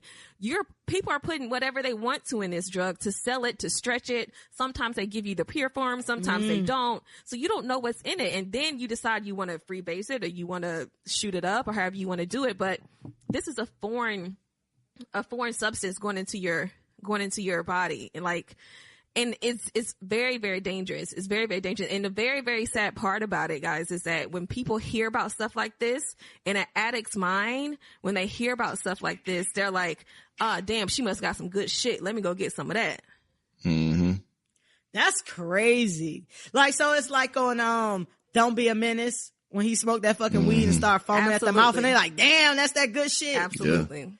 Absolutely. So like oxy-laced fentanyl was what? They took the oxy and crushed it up or they... Hold on. Is fentanyl a liquid or a solid? So fentanyl is... Or a powder? Fentanyl is a liquid, but it's like you can make it into a solid form though. Okay. So how is it normally being sold? Like to regular people in the street who want it? What's the most common form of it? In like a liquid form. But some people they'll get it in like kind of like a rock or like a little pill. But in that case, it's like it could be heroin laced with fentanyl, you know, or it can be oxy laced with fentanyl. So then they're taking the fentanyl and they inject it into the oxy, or they crushing it up, or they putting it inside a capsule and they're like, here's some stuff. Well, take it. Niggas trying to get, that's way too fucking high. Niggas is trying to That's die. way too high Like, for me, my nigga. Yeah. Woo, roll some weed. Yeah. Damn. Nigga, if you taking that shit, weed is like motherfucking. Yeah. Just But I know eating a crackheads back in the day fruit that gush would or like something. be disgusted at weed. Like, this shit staying in your system too long. Fuck, nigga. Right. Oh, okay. Yeah. I got a job interview. like, Let me look, do this crack. I do this. Nigga, no bullshit. Dirt, crackhead Rob from the south side of shit. That nigga, he never used to wear no shirt. I remember one time, man, it was on Pool Road and shit. No bullshit. This nigga, he was a dope head. That nigga had went in the laundry room. He was butt ass naked, washing his clothes in that bitch. Like, high as Butt a bitch. naked? Butt naked in the laundry room, washing his clothes, like, won't shit happening. You know what I'm saying? He, like, the shit was wild, but he used to always say, like, I don't see how I smoke that weed. That shit stay in your system and slow you down. This shit here, I can do all type of shit. I smoke this damn crack. It should be out my system in 72 hours. I'm like, but you smoke it every day, so. Right. What you talking about? Your 72 hours forever starting your shit over, is my a rolling nigga. Like, 72 hours, my your brother. 72, Like, right. Your 72 hours has been like 7 years, Yeah, my nigga. man. Like, you just stole all the and that nigga was VCRs and diesel as sucked fuck. a That dick. nigga was cut the fuck up. That bitch had the crazy. Wait, like, you know what it I'm was saying? a strong crackhead? Yo, that shit was crazy as hell. Like, I got so many shit. crackhead stories. That shit crazy. I got so many crackhead stories. Oh, do you, Tam, like, when people are on drugs, right? And like Demi Lovato, and she's been struggling with this, like, what is the main trigger for somebody who has been sober for 6 years to kind of relapse? Is it the environment? Is it a certain mental state? Like, it seems like if you able to do without something for that long, then, you know, you should be pretty good. You know what I'm saying? Give us an idea around that. You know what I'm saying? How that works. Right. So if we look at it on the reverse side of it, right? So let's say I start using a drug when I was 12 or 13. So this is when my brain was first forming, my body was first forming.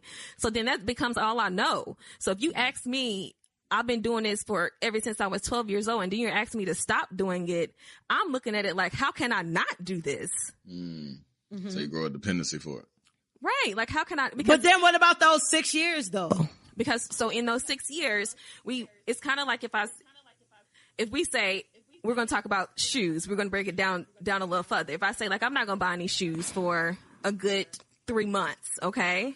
So I'll go without buying my shoes for 3 months, but eventually my brain is still stuck on, like, Tamyra, you used to buy shoes every week. Okay. So what are you doing to fill that void if you're not buying your shoes? Look at B relating.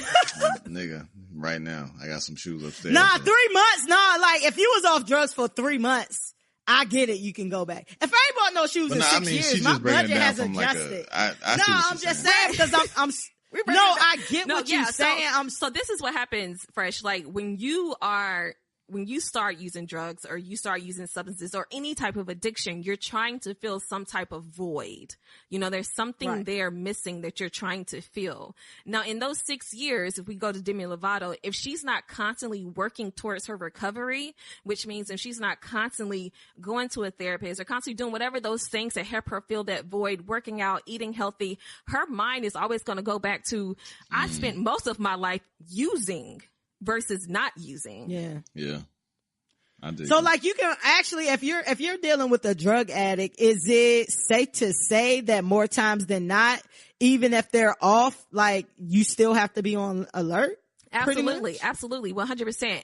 Once the addict, always the addict. And I don't, I tell my I tell my clients that, but it's not a bad thing. It's just because you have to remember that your mind is set up way different than another person. So you can't be like, oh, I'm gonna go out or I'm going to do a podcast tonight and drink a glass of wine. You can't do that because once an addict, always an addict, because that glass of wine is going to trigger something. You can be like, oh, I feel a little buzz. I remember that buzz I felt when I did that oxy the other 10 years ago. Let me go get that. Yeah. Yeah, because, I mean, addictive personalities, right? So, like, if anything, like, if you have an addiction to anything, I mean, whatever that may be, whatever that trigger is, then that's going to take you to that place, that euphoric feeling of whatever your vice is that you're addicted to. Cause some people get addicted, like, I know plenty of people that may not necessarily be on drugs, but they have they fill that void with something else. You know what I'm saying? Because they may have been on drugs. So yeah, addictive personalities. I don't think I have an addictive personality. I don't think I'm really addicted to anything. I don't think. I mean, yeah. I mean, I like smoking weed and shit, but I don't have to smoke weed, I don't think.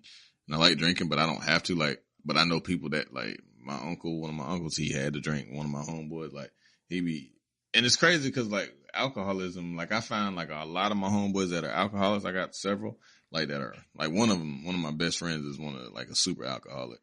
And his tolerance is so fucking low. That bitch drank 2 beers and he in the win. You know what I'm saying? For real. And it's just, I don't know. That shit is amazing. But my wife did some substance abuse shit. So she used to, she was actually in the process of becoming a substance abuse counselor beforehand, but kind of just got deterred. But, she used to tell me a bunch of shit, as far as how alcohol shot her club up. Yeah, that's true. I did put several children in her fucking uterus. That will distract anybody. It will, no doubt.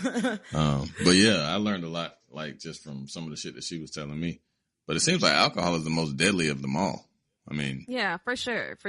I mean, because alcohol is one of the only detoxes. It is the only detox you can actually die from if you don't do it under medical attention. Wow. Really? So, Tam, let me ask you this. So, we've all indulged, just be I don't feel like I need certain things, but I do understand where urges come from, right? So, I'm good, you know what I'm saying? And then it might be Friday and I'm going out. And that feeling is, hey, it's Friday, I'm going out. I done worked hard all week. I need a drink. You know what I'm saying? You going out and you having a drink. But let's just say it's a rainy weekend or something where I'm just in the house or whatever.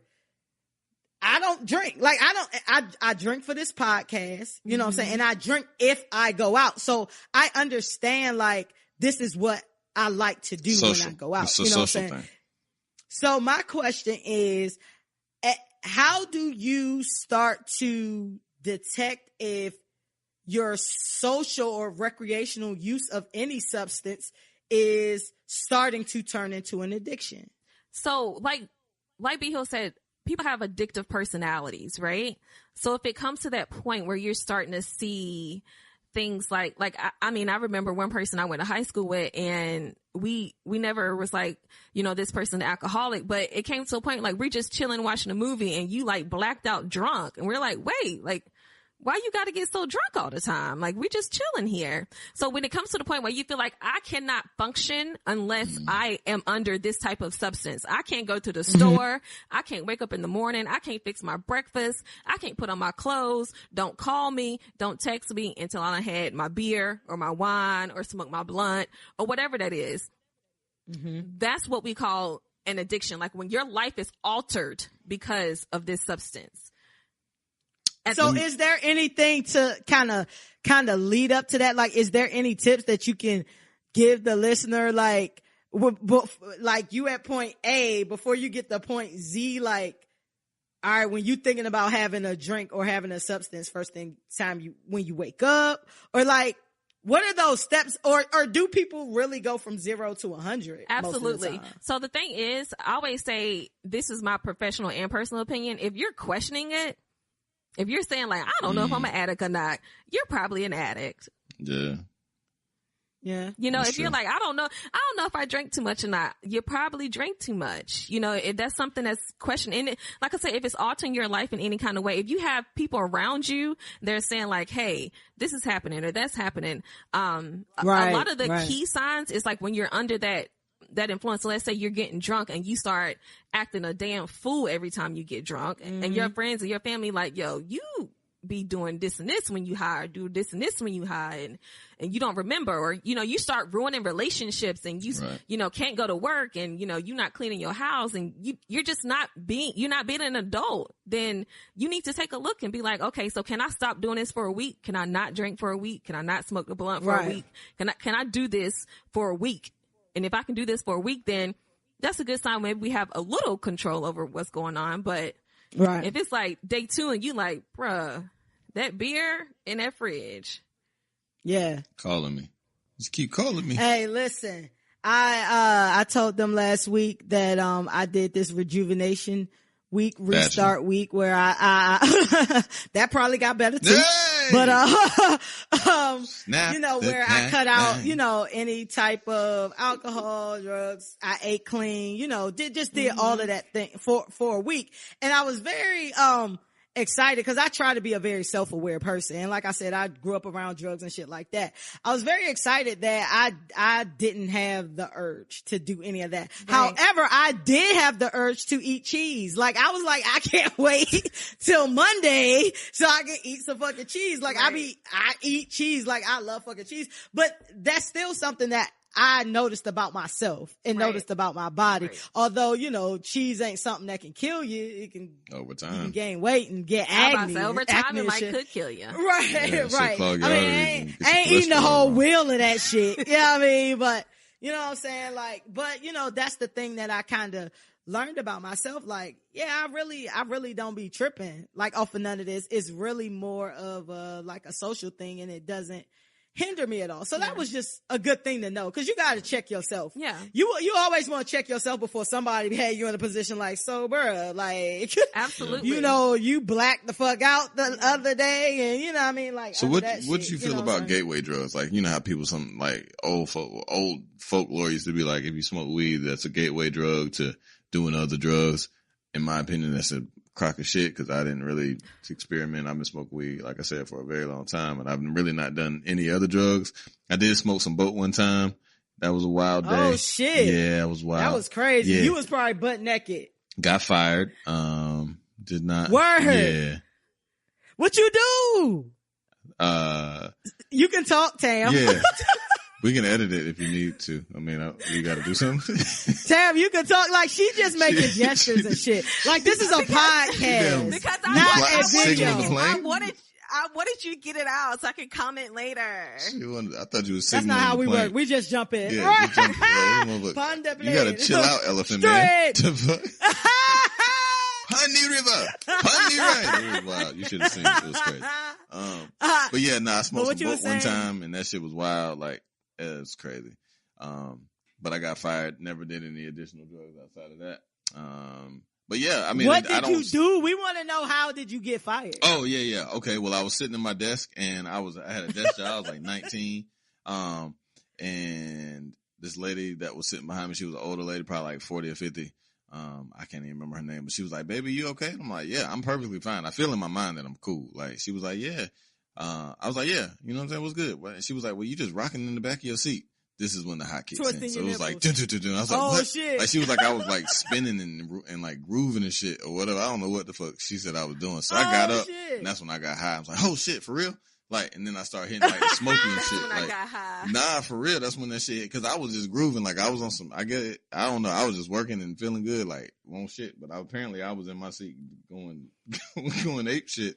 So I got up. Damn. So I got up, and like, I was trying to get my shit together. So I was walking down the hall, and the hall was like breathing, right? So like, it was like coming in and out. Like, so it was like, see, yeah. So I can't walked deal down. with I tried that. to get on the elevator and hit the elevator button, and that shit was like a fiery pit of hell or some shit. Whoa! So I was like, your ass was in a cartoon. Yeah, that shit was wild. So I ended up going down the steps. It was like two or three flights of steps. It took me like 45 minutes to get down the steps. And then, I sat in my car, and I was trying to get unhigh. So like, something in my mind heard that like, if you pour some shit on your head that you wouldn't be high. So I had like some, you remember the Tropicana Twisters? Remember them shits? The fucking, I poured that shit You poured off. the juice on your head? I was high as a bitch. High as fuck. Poured the shit on my head. Yo! And I had this old Dodge Dakota. Like, this shit had cloth seats and shit. Shit was just like all on the seats, and I just sat there for like 4 hours, and they like it was a temp service. The temp service called me the next day, because I was fine the next day. Temp service called me the next day. Like, it took me mad long to get home, because I worked by like RTP, and this one I stayed on the north side, so it took like forever for me to get home. So I just sat in the car for like 4 hours, because I didn't want to drive. I didn't trust myself. So I finally came down, and then I think I may have dozed. I don't know, man. That shit was wild. It was a wild day, man. It was mixed with some loud. Like, I had some dro. This was dro. Like, for all the smokers and shit. Nigga, you just had oxylate fentanyl. I did. That's a combo. That part. Yeah. So needless to say, just did a lot. I don't do drugs. anymore. I just smoke weed. And I just did that shit. I don't know why the fuck I did that shit. Shit was dumb as fuck. But I did that. So it was enough to have you scared Yeah, straight. never did it again. Nope. Yeah, and see, the thing is, what I want to say though for the record, like the things that I say on this podcast about addiction and what defines addiction, there's not a solid definition of what addiction looks like. Gotcha. So don't say Tamyra said A, B, C, D, and if I don't have A, B, C, D, then I'm not an addict. You need to check yourself, like first said, self-awareness. But back to what you were saying, B, like that is a very good point, because some people that have addictive personalities, when they have experiences like that, they want to have it again. Mm-hmm. Because like, hey, you know that day we went to the fiery pits of hell? Let's do that again. You know, the elevator that turns into hell? Because it's like an outer body experience. And a lot of time people that suffer, that struggle with addiction are trying to get out of whatever they're reality. Yeah, they're trying to get out of the reality. So whatever is better than the reality, even if it's the walls are breathing, then that's better than the reality that I'm going through right now. Like that's better than the pain that I'm feeling right now. That's crazy, Tam. Like that make a lot of sense, but like, damn, I'd rather have the wall. Like, I'd rather have the walls breathing, going through the fiery pits of hell, take me 45 minutes to get home. You over here looking like, fucking Smokey in the chicken coop versus dealing with my fucking strawberry wife cheating on me. You know exactly. what I mean? Like, that's exactly it. That's exactly it. Wow. I mean, the shit can be way deeper than that. I mean, and we're right. We're more prone to it if we come from a family of addiction, like we're talking about, I come from a family of addiction, so I'm very careful about like what I drink, how much I drink, what I do, because I know that there's a switch that can go off inside of me and that scares me. Yeah. That's why I say I try to be like real self-aware, like of what's going on, because, like I have had a lot of people in my family, you know what I'm saying, with that. And I'm like, shit, like I don't never want that. I've never tried anything stronger than weed. Ever. Like, you telling me that story is enough for me to say, nah, that's not what I want. Did X. You know what I mean? That's why I never did X. I never did powder. I wanted to do X in college, and then I found out that it could have heroin in it. And I wanted, if somebody ever asked me, have you did heroin? I want to be able to say no. Right. So, very good. Like, very good, Fresh. Very good. The niggas who told me, like, I had so many different wild experiences as to why I didn't do drugs. Like, I remember one time, like, we was in the club and it was a bunch of my peoples at the time. They was on quadruple stack ecstasy. So it's like, it's single stacks, double stacks, triple stacks, quadruple stacks. I had never seen quadruple stacks. These shits were like, 2 inches long. You know what I'm saying? And them shits was crazy looking. So we were in the club and like probably 6 or 7 people took them shits. And in the exact order Did they break them? No, they took them shits. They drank them with some shot. They took a shot and drank them. Like shits. the whole 2-inch bar of drug. Yes, they God popped that damn. shit. So I don't hang out with drug addicts, so I don't really be knowing. No bullshit. This stuff. In the order that they took those fucking shits, like 1, 2, 3, 4, 5, 6. Them motherfuckers start throwing up 1, 2, 3, 4, 5, 6, all like damn near simultaneously, like in the same exact order, because them shits was so heavy. Like they said, so much heroin in them. Like they just started throwing up and Earl and shit. That shit was the wild in the club. So Never forget much that shit. Heroin. That shit was wild, man. And then had another time we had mad strippers and shit over at the crib, and like 3 or 4 of my homeboys at Junior's party. No, this one. It wasn't Junior's party. It was mad strippers. It wasn't just one. Okay. Yeah, so Ebony like, it was my homeboys and shit, and these niggas had just started growing dreads. This was like the Lil Jon Crunk area, so everybody was trying to grow dreads and shit. Why is that a fun fact though? These niggas just started growing dreads in the middle of the story. It's mad funny. So like these niggas, we had like, that you know, like when you 21 and 22, you got like the colored light bulbs and shit. Like we had the green and purple light bulbs and the ceiling fan and shit. So these motherfuckers, I come out the room, like there's a bunch of people in the crib. These motherfuckers that all popped and shit. And it's like probably like 7, 8 people in the center of the damn room, like in a circle. And like the fan going off and this mad music playing, like Mad Lil Jon or some shit playing, and these motherfuckers is in the middle of the shit, like sitting Indian style, rubbing each other hair and shit. No bullshit. Like everybody, like, cause the bitches had like micros and all type of braids. Bitches had shit. Micros. Shit was wild as fuck, man. And me and my best friend, my other best friend, we was the only ones that won't high. So we just looking at these motherfuckers. We smoking and shit. We just looking at these niggas like, and this fucking seance hell and no. shit. I was like, nope, this is not for me, man. I would never do this shit. I feel you. I feel you on that. Be like, that is crazy. wrap it back up with Demi Lovato. Like, Oh, yeah. do you feel like these celebrities, like this song that she made, do y'all feel like that's a cry for help? And should we start paying? I don't know what our responsibility is in it, but do you think we need to start paying more attention when these celebrities are crying out for help? I mean, I don't think Versus we need saying- to. I think the people that's around them need to. Right. No, but I think like as, you know what I'm saying? Like as consumers and as the Demi Hive or whomever, like when you see your fave is going, you know what I mean? Like maybe But what instead can of you being do, like, though? yo, bitch, that shit fire, because I feel like these celebrities feed off of what people give them. So Absolutely. our contribution just may be a comment, and it don't have to be a That's true. comment that is, you know, bad. You know what I mean? Like, you okay? Do you need, you know what I mean? Like, I don't know. Like, what are your thoughts on that, Tam? I mean, I don't. Like B Hill said, like their whoever their support system is, that's when they need to reach out to them. But we need to be conscious of the people that are around us, that are sitting right beside us. Maybe the kids that are in our family, our little cousins, our little sisters, our little brothers that are listening to this music and don't know the knowledge that we have, and they're taking this shit seriously. You know, so when she's up and she's high and she's singing a song and she's talking about how high she is, they're like, oh shit, I want to feel like that. And then she makes a song about being sober, and they're like, oh, now I'm depressed because I want to be, you know. So it's not, I mean, we can also contribute by those comments, but just on a more personal level, being conscious of the little ones around us, or the you know, the more sensitive souls around us that are listening to that music and what they're getting out of the music. Good point. Yeah, And I think I agree with that. Yeah, that's dope. I think arts and drugs go hand in hand. Like, they're fucking synonymous with one another, in my opinion. Because just in history, like, you look at all the artists from even the painters back in fucking, you know, like Van Gogh and all them other niggas, like, niggas has been doing drugs, right? So, like, that's where your artistic, I think, like, I mean, not to say that you can't be artistic and perform and do all the shit that you do, and display your, you know, your artistic ability without on sober, but I think a lot of, just in history, the magic and the true artistry that we've seen exemplified is a direct conduit of fucking drugs, right? Like, so you go from Jimi Hendrix. No, I agree. You go from, Take this podcast. yeah, I mean, anything like, Yeah, so, I mean, yeah. like we drink. You know what I Yeah. mean? And you know, you do pot. I can't, cause I would be no good Yeah. doing this. You do but you know pot. what I'm saying? Like, we feel like, Straight from the 1984. You do pot. I about to say, you sound like my mom. You smoke pot. he calls it pot. You I just don't said call that. it pot. Beat. But you I know. always call it pot. That's why I I said know. pot. You said, I don't know I'm exactly what you said adopting it, but I got your you, words though. because that's what you said. That's why you said it. So I was just trying to relate to your words. But yeah, I mean, like, we feel like we're more fluid. You know what I mean? Like, it makes you a little bit uninhibited. Right. It makes you a little bit more, you know what I mean? Takes the edge off. You could say, yeah, exactly. You know what I'm saying?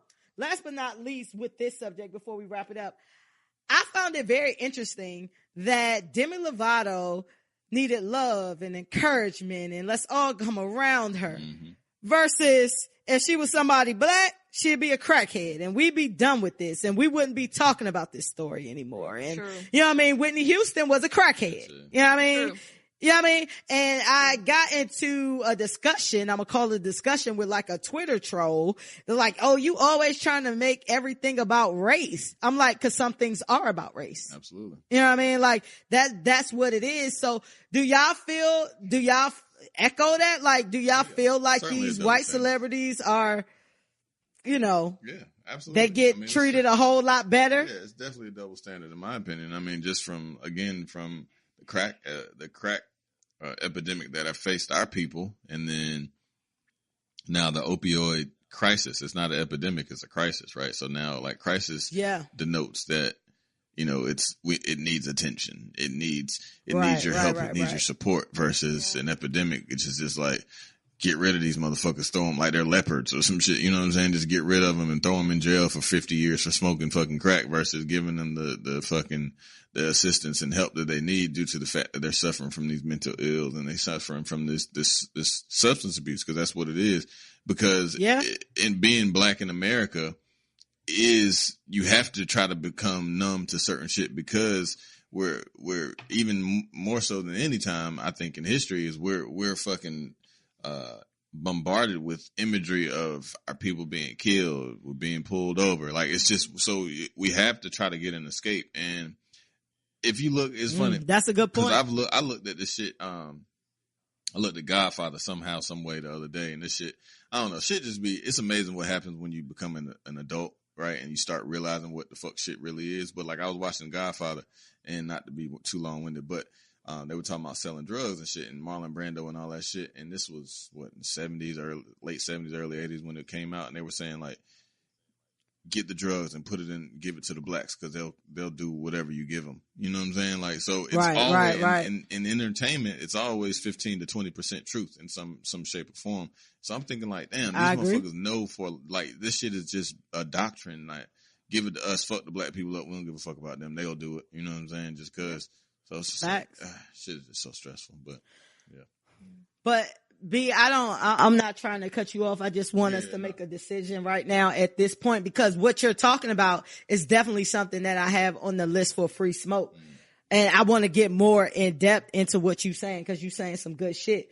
Do y'all want to void out listener letters and go straight into free smoke? Or do y'all want to get some advice today? And then we get back into that. I mean, we kind of went long. We like what? We had like 145. I don't know. It's up to the guest. I'll let the guest make the decision. Wait, no, I don't like making decisions. Jesus. Yeah. I don't know. Jesus. We can. Do you want to get some advice, Tam? Sure, I'll give some advice. All right, we'll get through that quick, and then we'll jump back on this topic. But keep that, because opioid addiction was the first thing I have in free smoke. Gotcha. So what we're going to do is, so Demi Lovato, drug addiction, shit. We going to all agree to that? Yes. Correct. All right, bet. All right. So we're going to get into, Ain't Shit in 2 Cents. Ain't Shit in 2 Cents is our listener letter segment where we give advice, to listeners who clearly don't care about who they get advice from, because they want it from us. So our letter today, is from Little Bitty Naked Jr. Yeah. Hey. And they said that name was for B Hill's amusement. Yes. Appreciate you have fans, B. Little Bitty Naked. Her name is Little Bitty Naked Jr. That's what made it funny to me.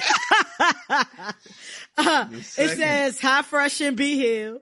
I love your show. Gets me through work. Appreciate you, boo. I was hoping the show could give me some advice. My boyfriend loves to stunt for the gram. Oh shit. He posts his new clothes, jewelry, shoes, liquor, weed, you name it. He even posts him and celebrities like he know them, when really he just went to the club because that celebrity was doing a walkthrough, being a male groupie.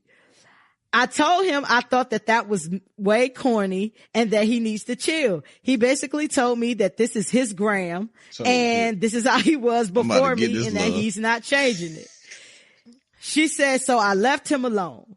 It said, well, I went on vacation with my girls a few weeks back, and I posted all types of bikini pics and also pics of me with 2 island waiters. They were chocolate and fine as fuck, but really just ambiance for my picture. Nothing serious. My boyfriend went off on me saying that I was disrespectful and acting like a thot. He said I should never post pictures showing my body or with other guys if we're not friends or family. How is it that he can post pics with dudes, but I can't? In his same words, this is my gram before you, and this is how it would be. My intentions were not to be petty by posting, but I don't think I should have to take them down because they were pics from my vacation. What do y'all think? And also, how do y'all feel about male groupies? Because they make me sick. And that's from Lil Bitty Naked Jr. Lil Bitty the second. All right. I'm gonna defer to Tam on this one. This is let Tam resident guest first for the day. It's on you, Tam. Yeah, take it away, because B about to go in.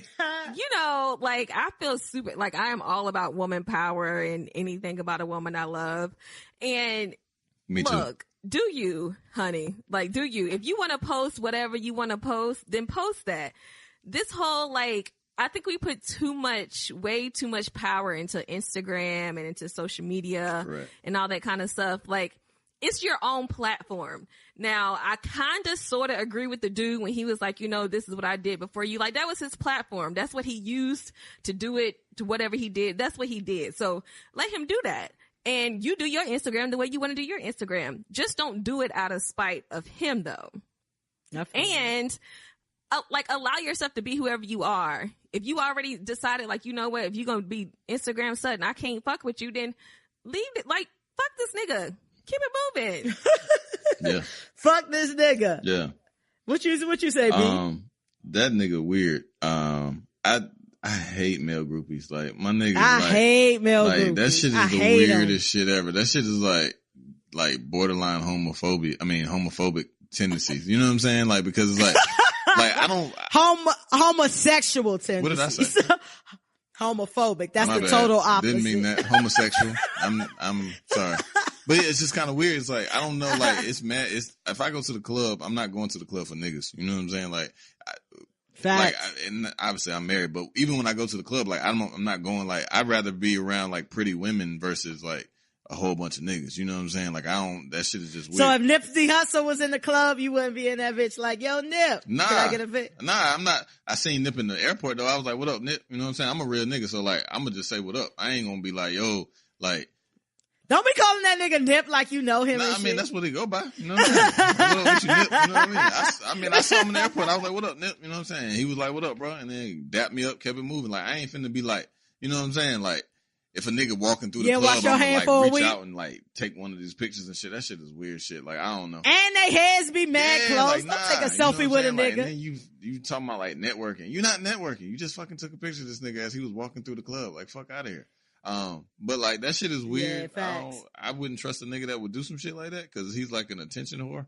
And then to couple that with the fucking him showing off on Instagram, I don't really know. I mean, that's kind of what Instagram is for. You take pictures and shit, you know, like that's kind of, I mean, if he does that, that's how he rock, you know what I'm saying? But he seemed kind of like a lame a little bit, in my opinion. If you do all the above, I think like maybe if he was just showing off his pictures and maybe his jewels or his sneakers, then I'm cool with that, cause I like sneakers and shit. But the outside, like, taking pictures with niggas and shit, that shit is weird. And in terms of your gram, do your own thing. You know what I'm saying? Like, you sound like you might be cute, little bitty naked. I don't know if this nigga's the one for you. He sound like he might be corny. So it's probably a nigga in your DM waiting on you. And maybe go back to the Bahamas and get one of them chocolate niggas that you like. So, yeah. There we Facts. Go. I agree with both of them. I feel like, you know what I'm saying? It's your gram. Do what the fuck you want to do. Like, what you do with your gram might not be what I do with my gram, but if that's what I was doing with my gram before you, then that's just how it's gonna be. You know what I'm saying? Like, he sounds super insecure and he sounds super fucking corny. Like, your vagina shouldn't get wet for a male groupie. Like, this on you. I'm blaming this on you, little bitty naked. Yeah. Like, you didn't let him slide for way too long, my nigga. Like the fact that he was doing this, you probably got with him because you thought he knew these fucking celebrities. Then you found out he did. This nigga live. He be supersizing his This nigga live. He's and lit. now y'all fucking on the air mattress with Louboutin sneakers in the background. You know what I mean? Like, go ahead, Mo. Go ahead, Mo. Like, nah. Flat screen sitting on the floor. Yeah, man.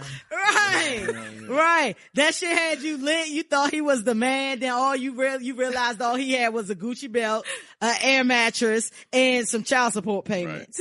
Right. Listen. So yeah, little bitty naked part 2. I say he need to be confident enough, especially you talking about 2 waiters. Like, oh, shit. Come on. That was clearly ambiance. Did she get the train ran? Is that a train? Or is that a threesome? So let me ask you, friend of the show. Oh shit. So if we going off on a tangent, and this is for you, listener. You know who you are.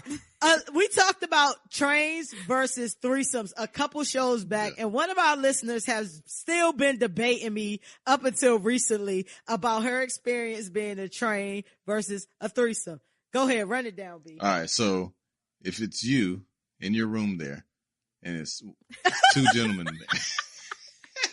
Two gentlemen, 2 come in, penises, and 2 penises. One's at the front and one's at the rear. What is that called?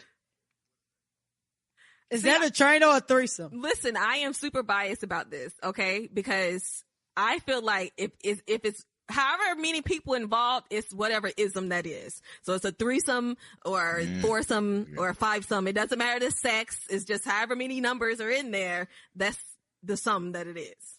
Okay, so let me ask you this. shouldn't a threesome mean that the 3 people are having sex, right?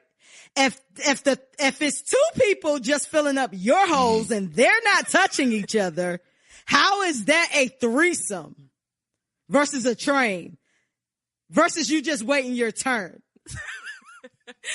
Fresh, you try to make me say something, and I'm not going to. I'm not trying. I'm asking you to defend what you're saying. That's what this show is. Because it's still a threesome. Because even, how? Listen, so let's say it's like me and 2 other girls. That's a threesome. That's a threesome. Okay, but yes, but even if all the attention's on me and all my hoes are filled with whatever they're filled with, yeah, it's still a threesome. Yeah, when you have 2 poles and 1 hole, that's a choo-choo. That's a train, man. Come on, ride it. No. We'll agree to disagree. If it's 3 people involved, it's a threesome. It doesn't matter. That's a train. What sex? Hey, listener, you got one on your side. One on your side. We got 1 train. We got 2 her people on the and train. Amber Rose on your side.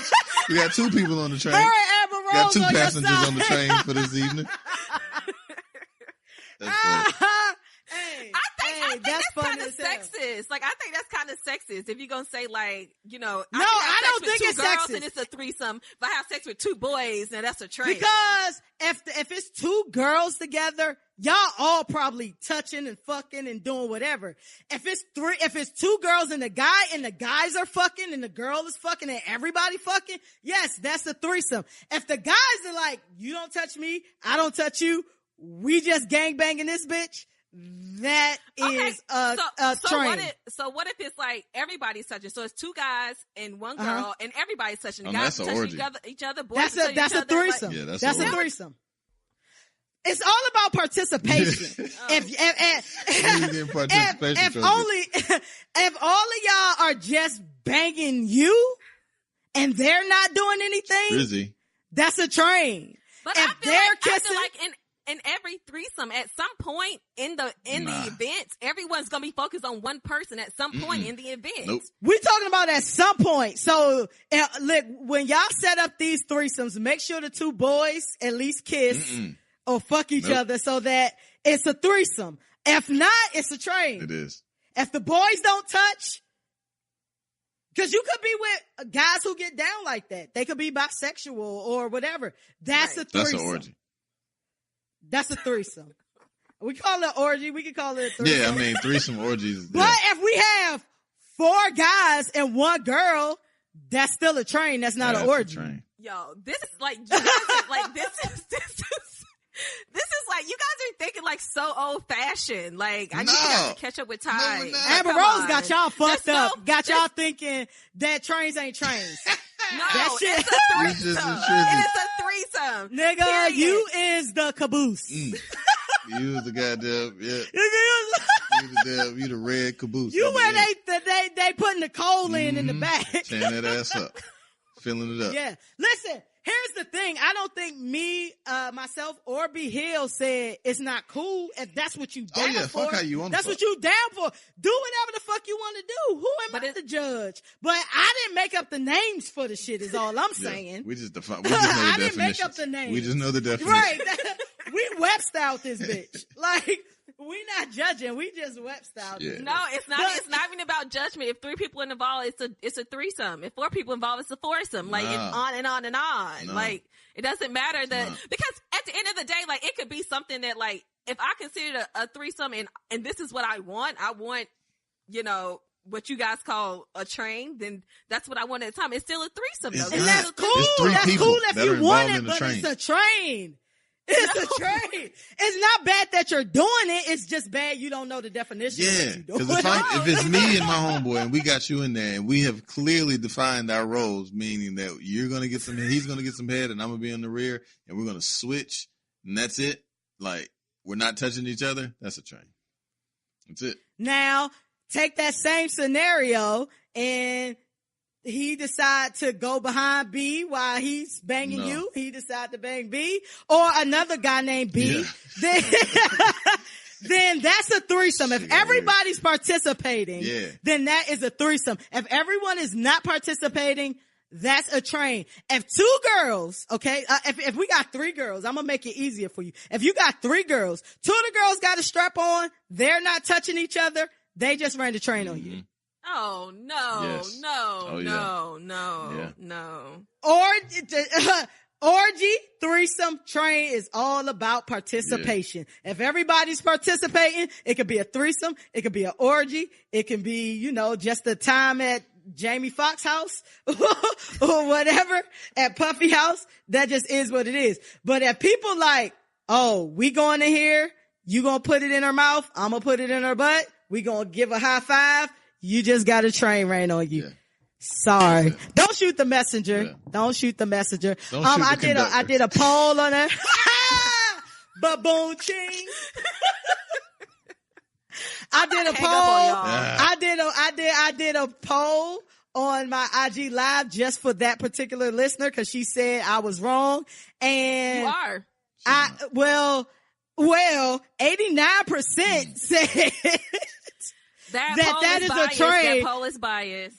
How is it biased? Because it could have been 3 people that voted, and then 89%. No, actually it was 38 people who voted. 30? Come on now. Okay, well, let's get some God. higher numbers. Oh, God. Let's do it again, and let's get some higher numbers.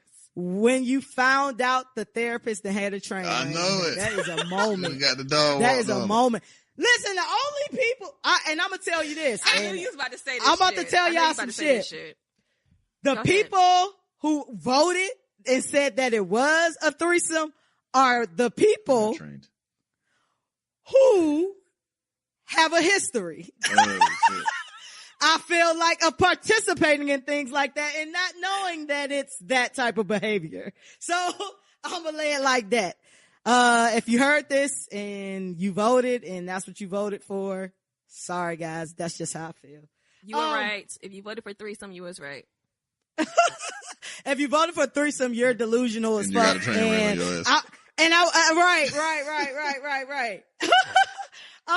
Back to Little Bitty Naked. Oh, yeah. You got our feedback. We basically said, don't take your shit down. And we said, bikini pics. Yeah, add us something, man. Right. Add the Ain't Shit Show. He like add your the body. Ain't Shit Show. Yeah. Hashtag the Ain't Shit Show. Yeah, let us see these bikini pics. Man. I'm down for bikini pics. Bitty naked, you know what I'm saying? Yeah, let's get back in. Let's get into, if y'all want to write to us, we may read your letter on the show. It's the ain'tshitshow@gmail.com. And that's an X where the I would be in shit. All right, let's wrap this baby up with, free smoke. And we're basically going to get back into the discussion that we were already having. And B Hill was talking about it before we went into that letter about, opioid addiction. But I want to play this, freestyle by J. Cole off the Uchiwali beat, called Anthem of the Year. I did that shit. Album of the year, I'm sorry. Album of the year. The imperative that my heat speak to rappers. The problem with this game is this weak see rappers. I'm the answer on the low. I'm a cheat sheet for rappers. I came around AC to DC adapters. Plug talk. What I'm really saying is a shame, but my niggas move cane like HBCU cappers. Whole town full of CC Sabatists. You think niggas getting fat, pitching crack? Not really. This is not the 80s. Don't be silly. Now we push pills and sell heroin to Billy. Now Billy mama want the judge to pardon his addiction. How many black addicts that got caught up in the system? With no side stories on your primetime television, I can smell a blatant contradiction. Man, listen. Don't want to fuck up my vibe. Let's send it on a positive. All right. So J. Cole dropped that freestyle, which is lit as fuck. But the main lines that I want to pull out in regards to this conversation, he says, now we push pills and sell heroin to Billy. Now, Billy's mama want the judge to pardon his addiction. How many black addicts that got caught up in the system with no stop stories on your primetime television? I can smell a blatant contradiction. And that basically goes right in line where B Hill was going with the opioid addiction and how that's basically racially motivated. Before we get back into what you were saying, B, Tam, could you tell us the difference between opioids and I guess street drugs? Is that what we would call it? Opioids is a type of drug, so it's like a family of drugs. So heroin is an opioid, and then you got oxys, you got all those are opioids. Like Percocet. So it's like a family of drugs. Yeah, Percocet. It's a family of drugs. So is it more so prescription? It's usually most of them. Most of them are prescription. Heroin is like the street form of it, so that would be like a street opioid. Fentanyl can be considered an opioid depending on who's looking at it. Is it also like what it does to your body, right? Like, isn't it, is that how they classify it as well? Like with the effects that it has? Yeah, so that is one of the classifications for sure. Like if it's a downer, it's an upper, you know, what is made, so like what ingredients are in it. So when we're hearing about the news all the time, opioids, this is what's going on in America. This is this crisis, this opioid addiction. So we've always had heroin. We've always had those things. So could you give like a little bit clearer distinction between the two for the listeners to say, okay, here are the street drugs or the most popular street drugs, and here are the opioids that you hear in the media that's fueling, you know, this, you know, right. So a lot of people start out with opioids like oxys and Percocet. So that's like, I hurt my leg or I broke my back on the job, and I go to my doctor, and my doctor gives me some oxys to take. So then he keeps giving me the oxys over and over and over again. And then my body becomes dependent on it. And then he says, you know what? I can't give you any more oxys. So then I go to street opioids, which is heroin, because one is cheaper, you know, and then like now my body's addicted to this drug. So not only am I in pain because of the pain, but I'm in pain because I'm withdrawing because I don't have those opioids anymore. So, you know, which is a very good question, because we have to be very careful when we listen to what the news says, you know, because they will use words on us that they think they can get over. But so when we talk about opioids, it's not only the heroin. A lot of people go to the heroin because it's the street drug, but it is a lot of times what your doctor is prescribing you, that Percocet or that Oxy, or, you know, that's what the doctor is giving you. And that's what the media is talking about now. Yeah. And I think, and also just to kind of piggyback on that, like I've seen people like trying to shake that shit, like that shit, heroin, oxys and shit, that shit is just, like she said, it's just heroin, because I have literally seen people like go through withdrawals. Like a couple of my homeboys, like they got on them, one of my homeboys had surgery and he got on them and shit, and then that shit was hard as hell to shake because he was getting on them. You get constipated, you want to, you know what I mean, you take them shits, and then like it's hard to shake. Like your nose start running, you get chills, you get your body aches and shit. Like, so the only way to subside those, you know, ill effects is to take the drug again. So that's where the addiction comes into play. That shit is a crazy feeling. I remember I got my tooth taken out one time, my wisdom teeth, and I took a Perc 5, and I went and got a haircut and like fell asleep in the chair and shit. That shit was like, I was like, oh nah.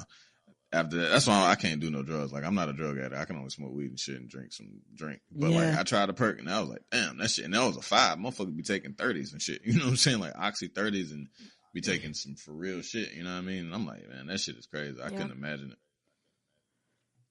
So is it like, so like in your experience, Tam, or even you, B, cause I don't really personally know a lot of people that I know personally are on opioids. Is it most of the people who start out that way, like they had some type of surgery and they became addicted? Or is it pop culture or whatever that say, oh, take these oxys, whatever. What is the highest? Because I'm trying to figure out, you know, where the black white thing comes in. You know what I'm saying? Like, so that's a really, and I have this debate all the time with other therapists. So it started, you know, when people say it's an opiate epidemic, that it makes chills go down my spine, because I strongly believe that this is not an epidemic. Like it's only an epidemic because it starts affecting a certain financial class. But I've known about opiates. I've known about heroin ever since I was a kid. You know, like I grew up around it, you know, so it's not an epidemic. It's been an epidemic for me forever. Now it's America's epidemic, because now what's happening is that it's going into homes that it was never in. So what's happening is that these people are having Talk surgery. that shit. It's going into white people's houses. That part. Come on, it's not the politically correct podcast for this. You can't come with that shit. It is what it is. Black yeah, you gotta have your black fist up. It is what it is. You ain't gotta sugarcoat it. If it ain't the truth, then don't say it. But if it's the truth, then say it. Yeah. For sure. So it's going into these homes, but the way it's getting into these homes is different. So early in the show, B. Hill talked about Scarface, and he was like, just give it to the black people because they're gonna buy it, and we just gonna get them strung out on it. So it's gone into the other side of the tracks differently. So that means like, oh, I broke my knee or I did something to my ankle on the golf course. So now I go to my doctor and he gives me oxys, His and then I go back. Right. Exactly, B. Hill. My homeboy that's a doctor, and he keeps prescribing it because every doctor has a quota, and then that doctor meets that quota, and he's like, "Hey, Bob, I can't give your oxys anymore, but I got a friend, Jeremiah down the street. He got some other stuff. He's in pain management, so you can get them shits unlimited." Exactly. Yeah. Exactly. And then it gets to the point where they start buying street jerks because it's like, now I've exhausted all my doctors, all my friends are friends, all that. So now I got to drive to the hood to go get this heroin because I'm in pain and I don't want to feel these withdrawals. I don't want these sweats. I don't want none of that. So, and then not only is it affecting mom and dad, but then it's just affecting little Billy and little Jilly and little Tommy, so now it's an epidemic because it's like, oh wait, now the white people are on it. It's an epidemic. So let me ask you this. Is it, are we currently in a higher just drug epidemic period than any time in history, or is it about the same? It's just different drugs. It's the same. It's exact. I mean, because we talked about it. You remember when the crack epidemic was? There was a heroin epidemic just like the crack epidemic. Right. It's the same exact like thing. Vietnam, right? Only like people. Vietnam when people were coming back from so it's like heroin was the 70s, right? Yeah, because they're coming back from Vietnam and shit when they was, and then crack was the 80s. Yep. Because opium, like crack kind of lasted 2 decades. Yeah, because after Vietnam, post-Vietnam, people were going over there, and that's when they were finding them opium plants and shit, and they were like getting high as fuck. Exactly. That's what like heroin is. I think that's where heroin comes from, if I'm not mistaken. But yes. Yeah. So after that, like motherfuckers was getting high as hell out there, like killing for nothing and coming back, and then we leave these niggas on the streets, and you know what I mean, like. America's crazy. Yeah. You can't protest. So it hasn't changed. Same epidemics. It's just it's affecting their different demographics right now. And that's why now, like he was saying, it went from incarcerate them to let's rehabilitate them. Right. Yeah. So do you feel like, black people who are on drugs may benefit from this actually being an epidemic now to getting help, or is still kind of a classist system? Look, let me tell you, I tell my clients all the time, my people, I tell them all the time, like, look, this is the perfect time for you to get sober because we about to milk all these resources, and we about to be the best that we can be in recovery because we about to milk all these resources that Johnny and Billy just gave us. Facts. So with the clients that you see, is there a certain age range? Like, what's the youngest that you see? It's funny because like it's affecting people younger and younger. I mean, the age range is from like 13 to 25, really. 25, 26. Like they're really young. I don't even know if we can call them millenniums because even before the millennials, like they're really, really young. Like kids are trying, coke at like 10 years old.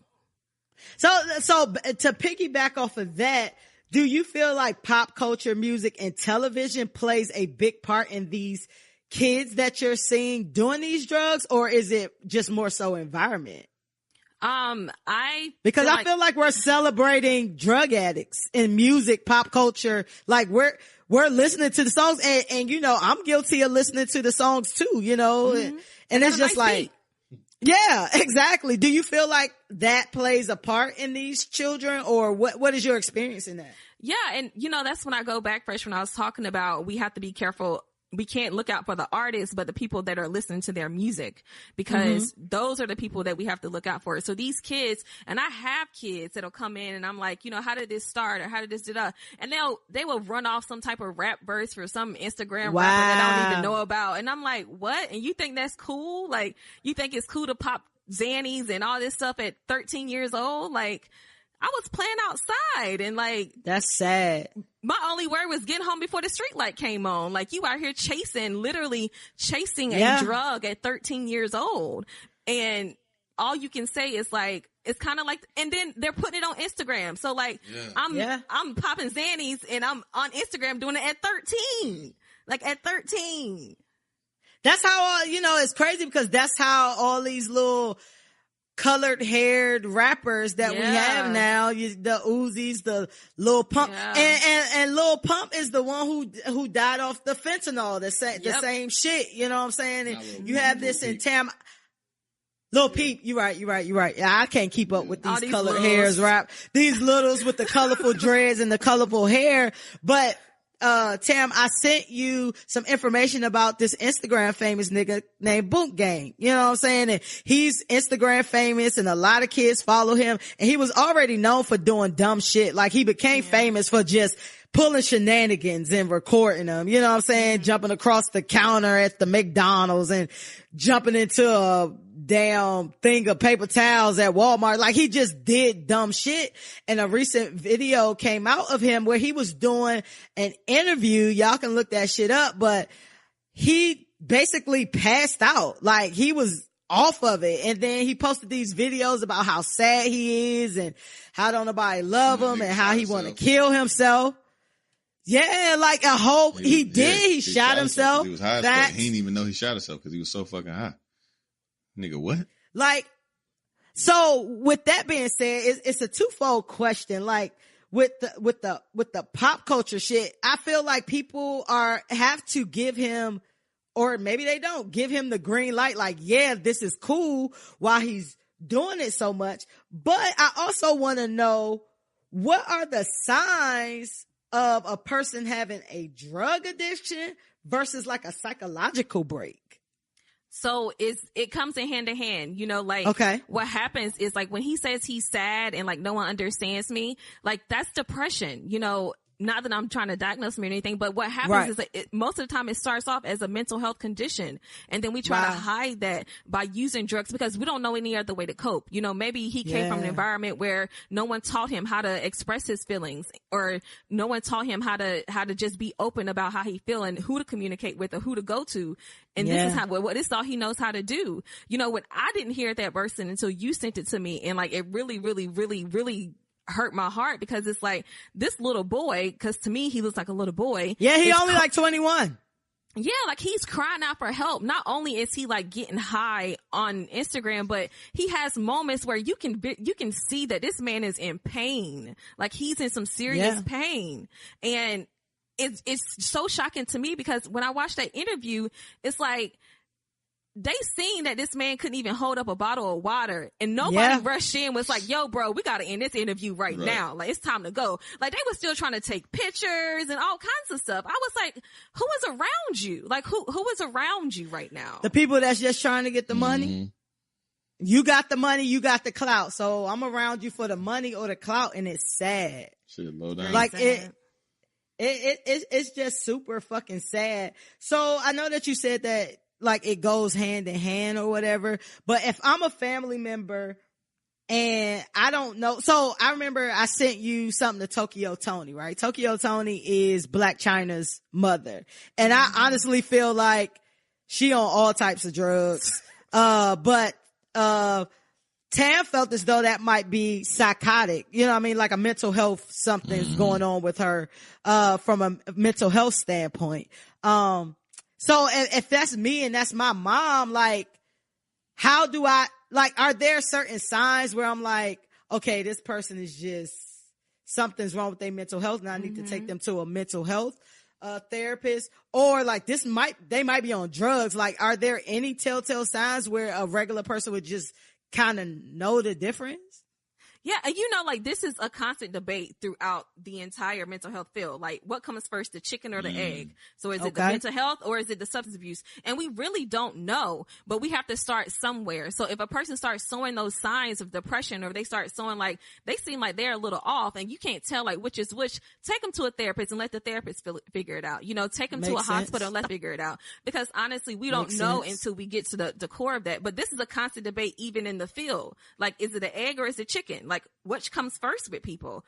We don't really know. Yeah. That's crazy. And I just feel like, I'm not a parent, but I definitely have nieces and shit like that, and a little baby nephew. And I'm just like, damn, like, you can't keep them from, the world and what's going on, but like, how do you educate them? Like, shit is so difficult. How do you educate these children? So you know what I mean? Like, what do you do early? You know what I'm saying? B has kids. That shit is the hardest thing in the world. Like, cause I don't want I don't want nobody else to show them shit, but at the same time, like, I want them to preserve their innocence as much as they can.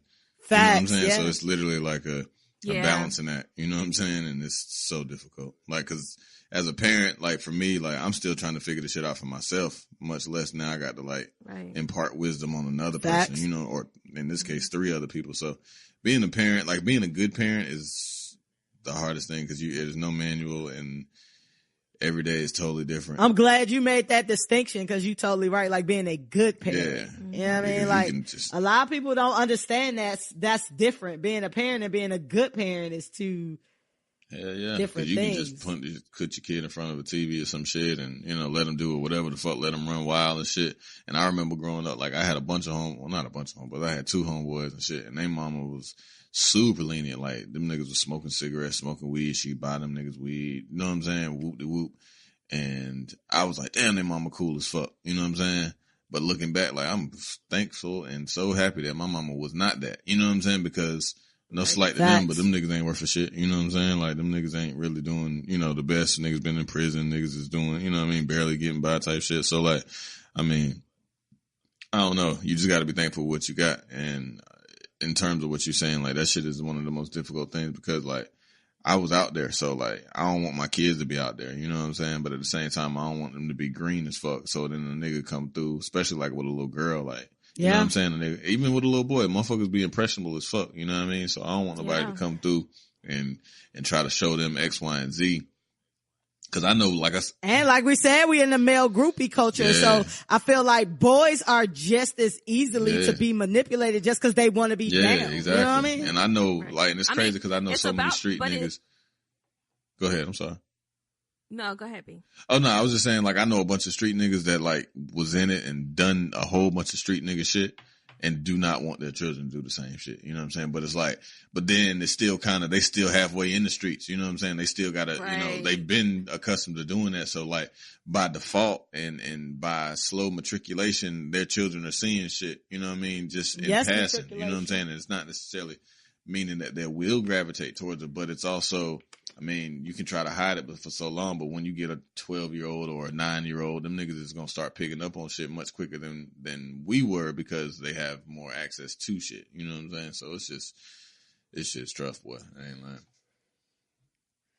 lying. So how do we educate on that, Tam? Like, what is your advice? What advice do you give parents, especially for maybe their other children? If you're treating one of their children, what do you do for, like, the other children? Or how do you educate little kids without making them lose their innocence? My favorite saying, and I tell all my clients, when you see something, say something.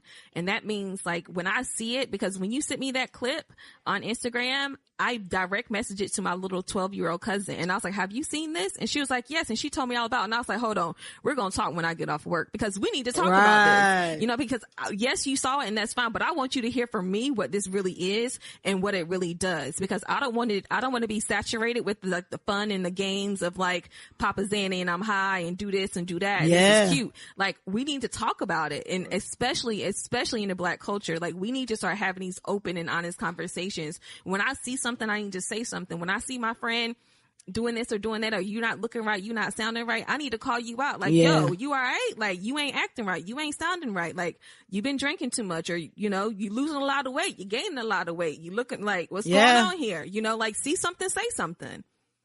I agree. Cause I feel like I find it astounding that it's just crazy when you see people that is your age or in your age bracket that's strung out on drugs. Like, that's crazy to me. Like, that's crazy to see or crazy to know about or crazy, like, cause we grew up in a time where we saw what drugs did to people. Mm-hmm. You know what I mean? And for you, like, again, like it's a mental thing, and I'm glad that you said that, like, it kind of goes hand in hand, you know what I'm saying, the mental with the drug usage. But it's just crazy when you see somebody that's your age that's like really on the block like a crackhead. Right. Yeah, I mean, like, that's wild to see, or you hear something, or you see something, or you actually have a conversation with somebody who is admitting, like, yeah, like, I did this and it got out of hand, and, you know, like, all of that. And it's just crazy for you to hear, especially knowing somebody. But then when you think back on the traits of that person, it kind of falls in line. But then it's like, you know maybe I should have said something. And that's what it is when it comes to the parents. Like, we have to see it. When we see it, we have to say it. And not when we see it in our kids, but when we see it on Instagram, when you see a post. And if your child got Instagram, if you seen it, they definitely seen it. They probably seen it 3 months ago before you even seen it. Right. So you need to bring it out. Like, all right, y'all, gather around. Let's all look at this video and let's talk about it. Yeah, you're right. So we gonna wrap this show up, but I want B, we'll give our one tip, and then I want Tam to close out the tip, or whatever we want to get the listeners to take away as far as this conversation about substance abuse. B, you want to go first? What you want to get the listeners? Just smoke weed. If you're gonna do anything, just smoke weed. Have some alcohol. Just stay away from the hard stuff. It gets kind of tricky once you get past weed. It gets a little wild. So I'd recommend, you know, if you decide to do any type of drugs, just smoke a little weed. If that doesn't get you where you need to be, I don't know what to tell you. Go exercise. But doing anything outside of that is not the wave. I have seen several people in my life fall pretty hard off that shit, because you're gonna get addicted. And cocaine for niggas. Bitches don't like niggas that sniff coke, because your meat don't get hard from what they tell me. And then you mad temperamental, and you get like real weird. And you can't run your train. Yeah, you can't run your train as successfully as you like, because your furnace don't move as good as it used to. So yeah, man, just smoke weed. You know what I mean? Weed is great. Like, it's good. Maybe take a shot or two, but otherwise stay away from the hard shit, man, because it's not good for you. So that's my shit. Yeah. And if you are on the hard shit, go get help. Facts.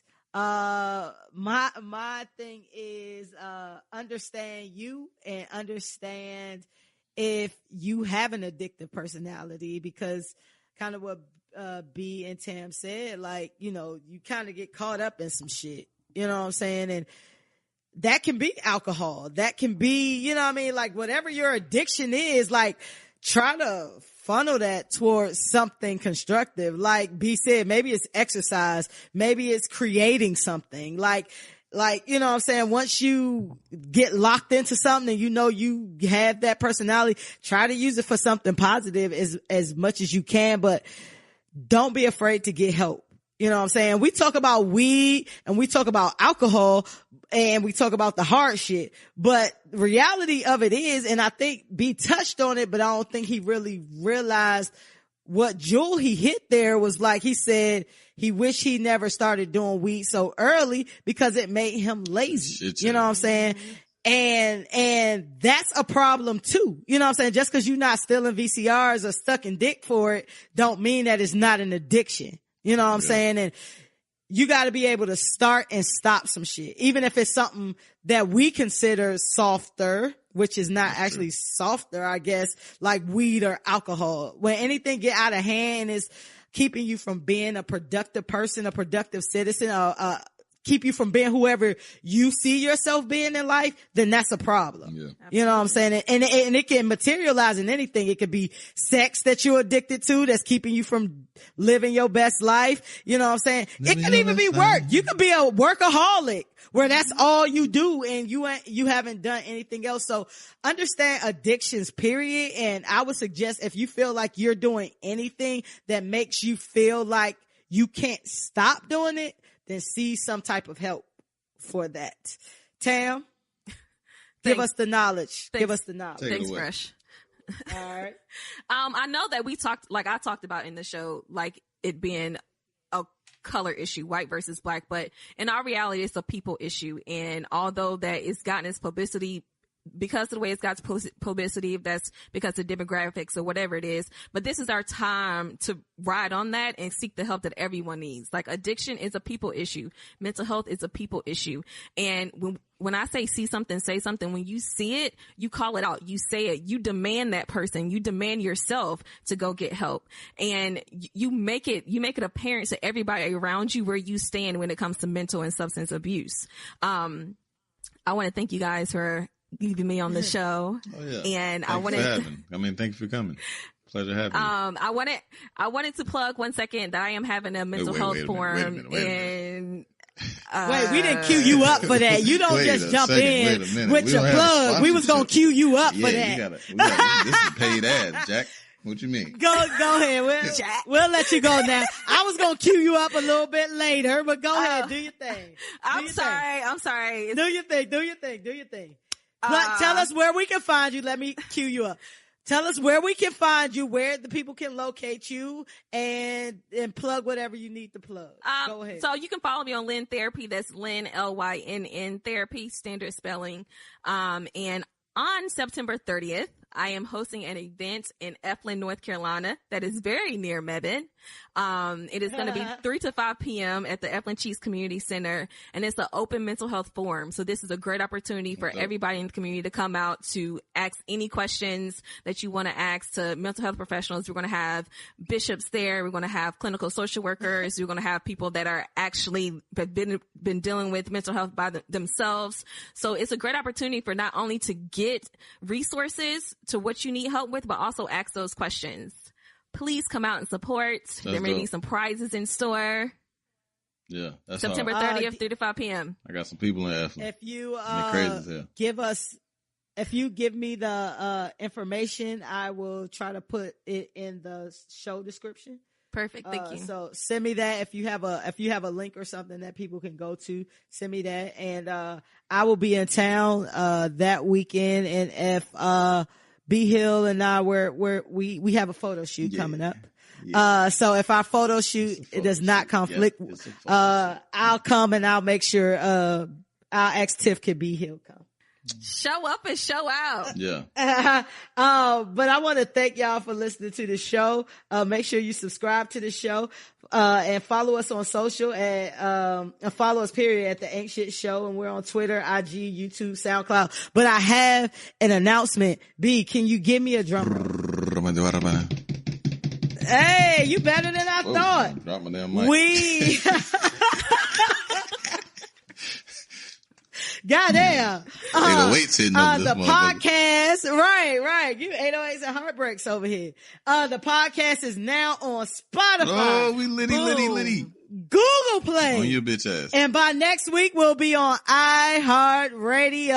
Happy year anniversary to us. Yeah, you bitch. We're moving up. Y'all can listen to us on any platform where podcasts are held. So we're very excited. We're very excited about that. And I'm trying to figure out how we can get on Tidal, but that's a little bit more tight. To get on Tidal is really only doing the shit that they pay for. So, you know what I mean? Hopefully we'll get there, but we are on Spotify, Google Play, and we will be on iHeartRadio. So that's a big deal for us. Shout out to us. Shout out to us. Shout out to the Ain't Shit Show. Thank you. We try hard. We try. We definitely try. Help us get on the noteworthy page. Tell a friend to tell a friend. And tag us. Thank y'all for tagging us when y'all listen to us and y'all tag us. We really appreciate Shout out my nigga that. That Steph. makes us feel good. Shout out to Steph. Who is Steph? My homegirl Steph.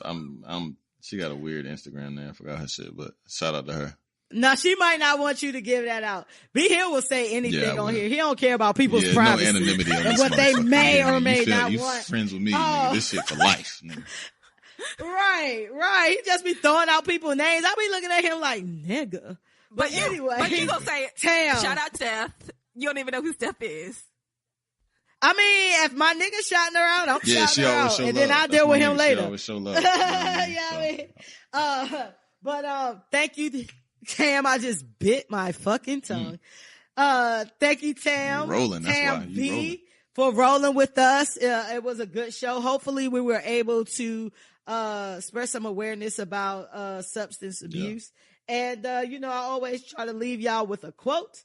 And today's quote is, you are only confined by the walls you build yourself. And with that, until next time, I want y'all to be great and Wakanda forever. And we out. We out.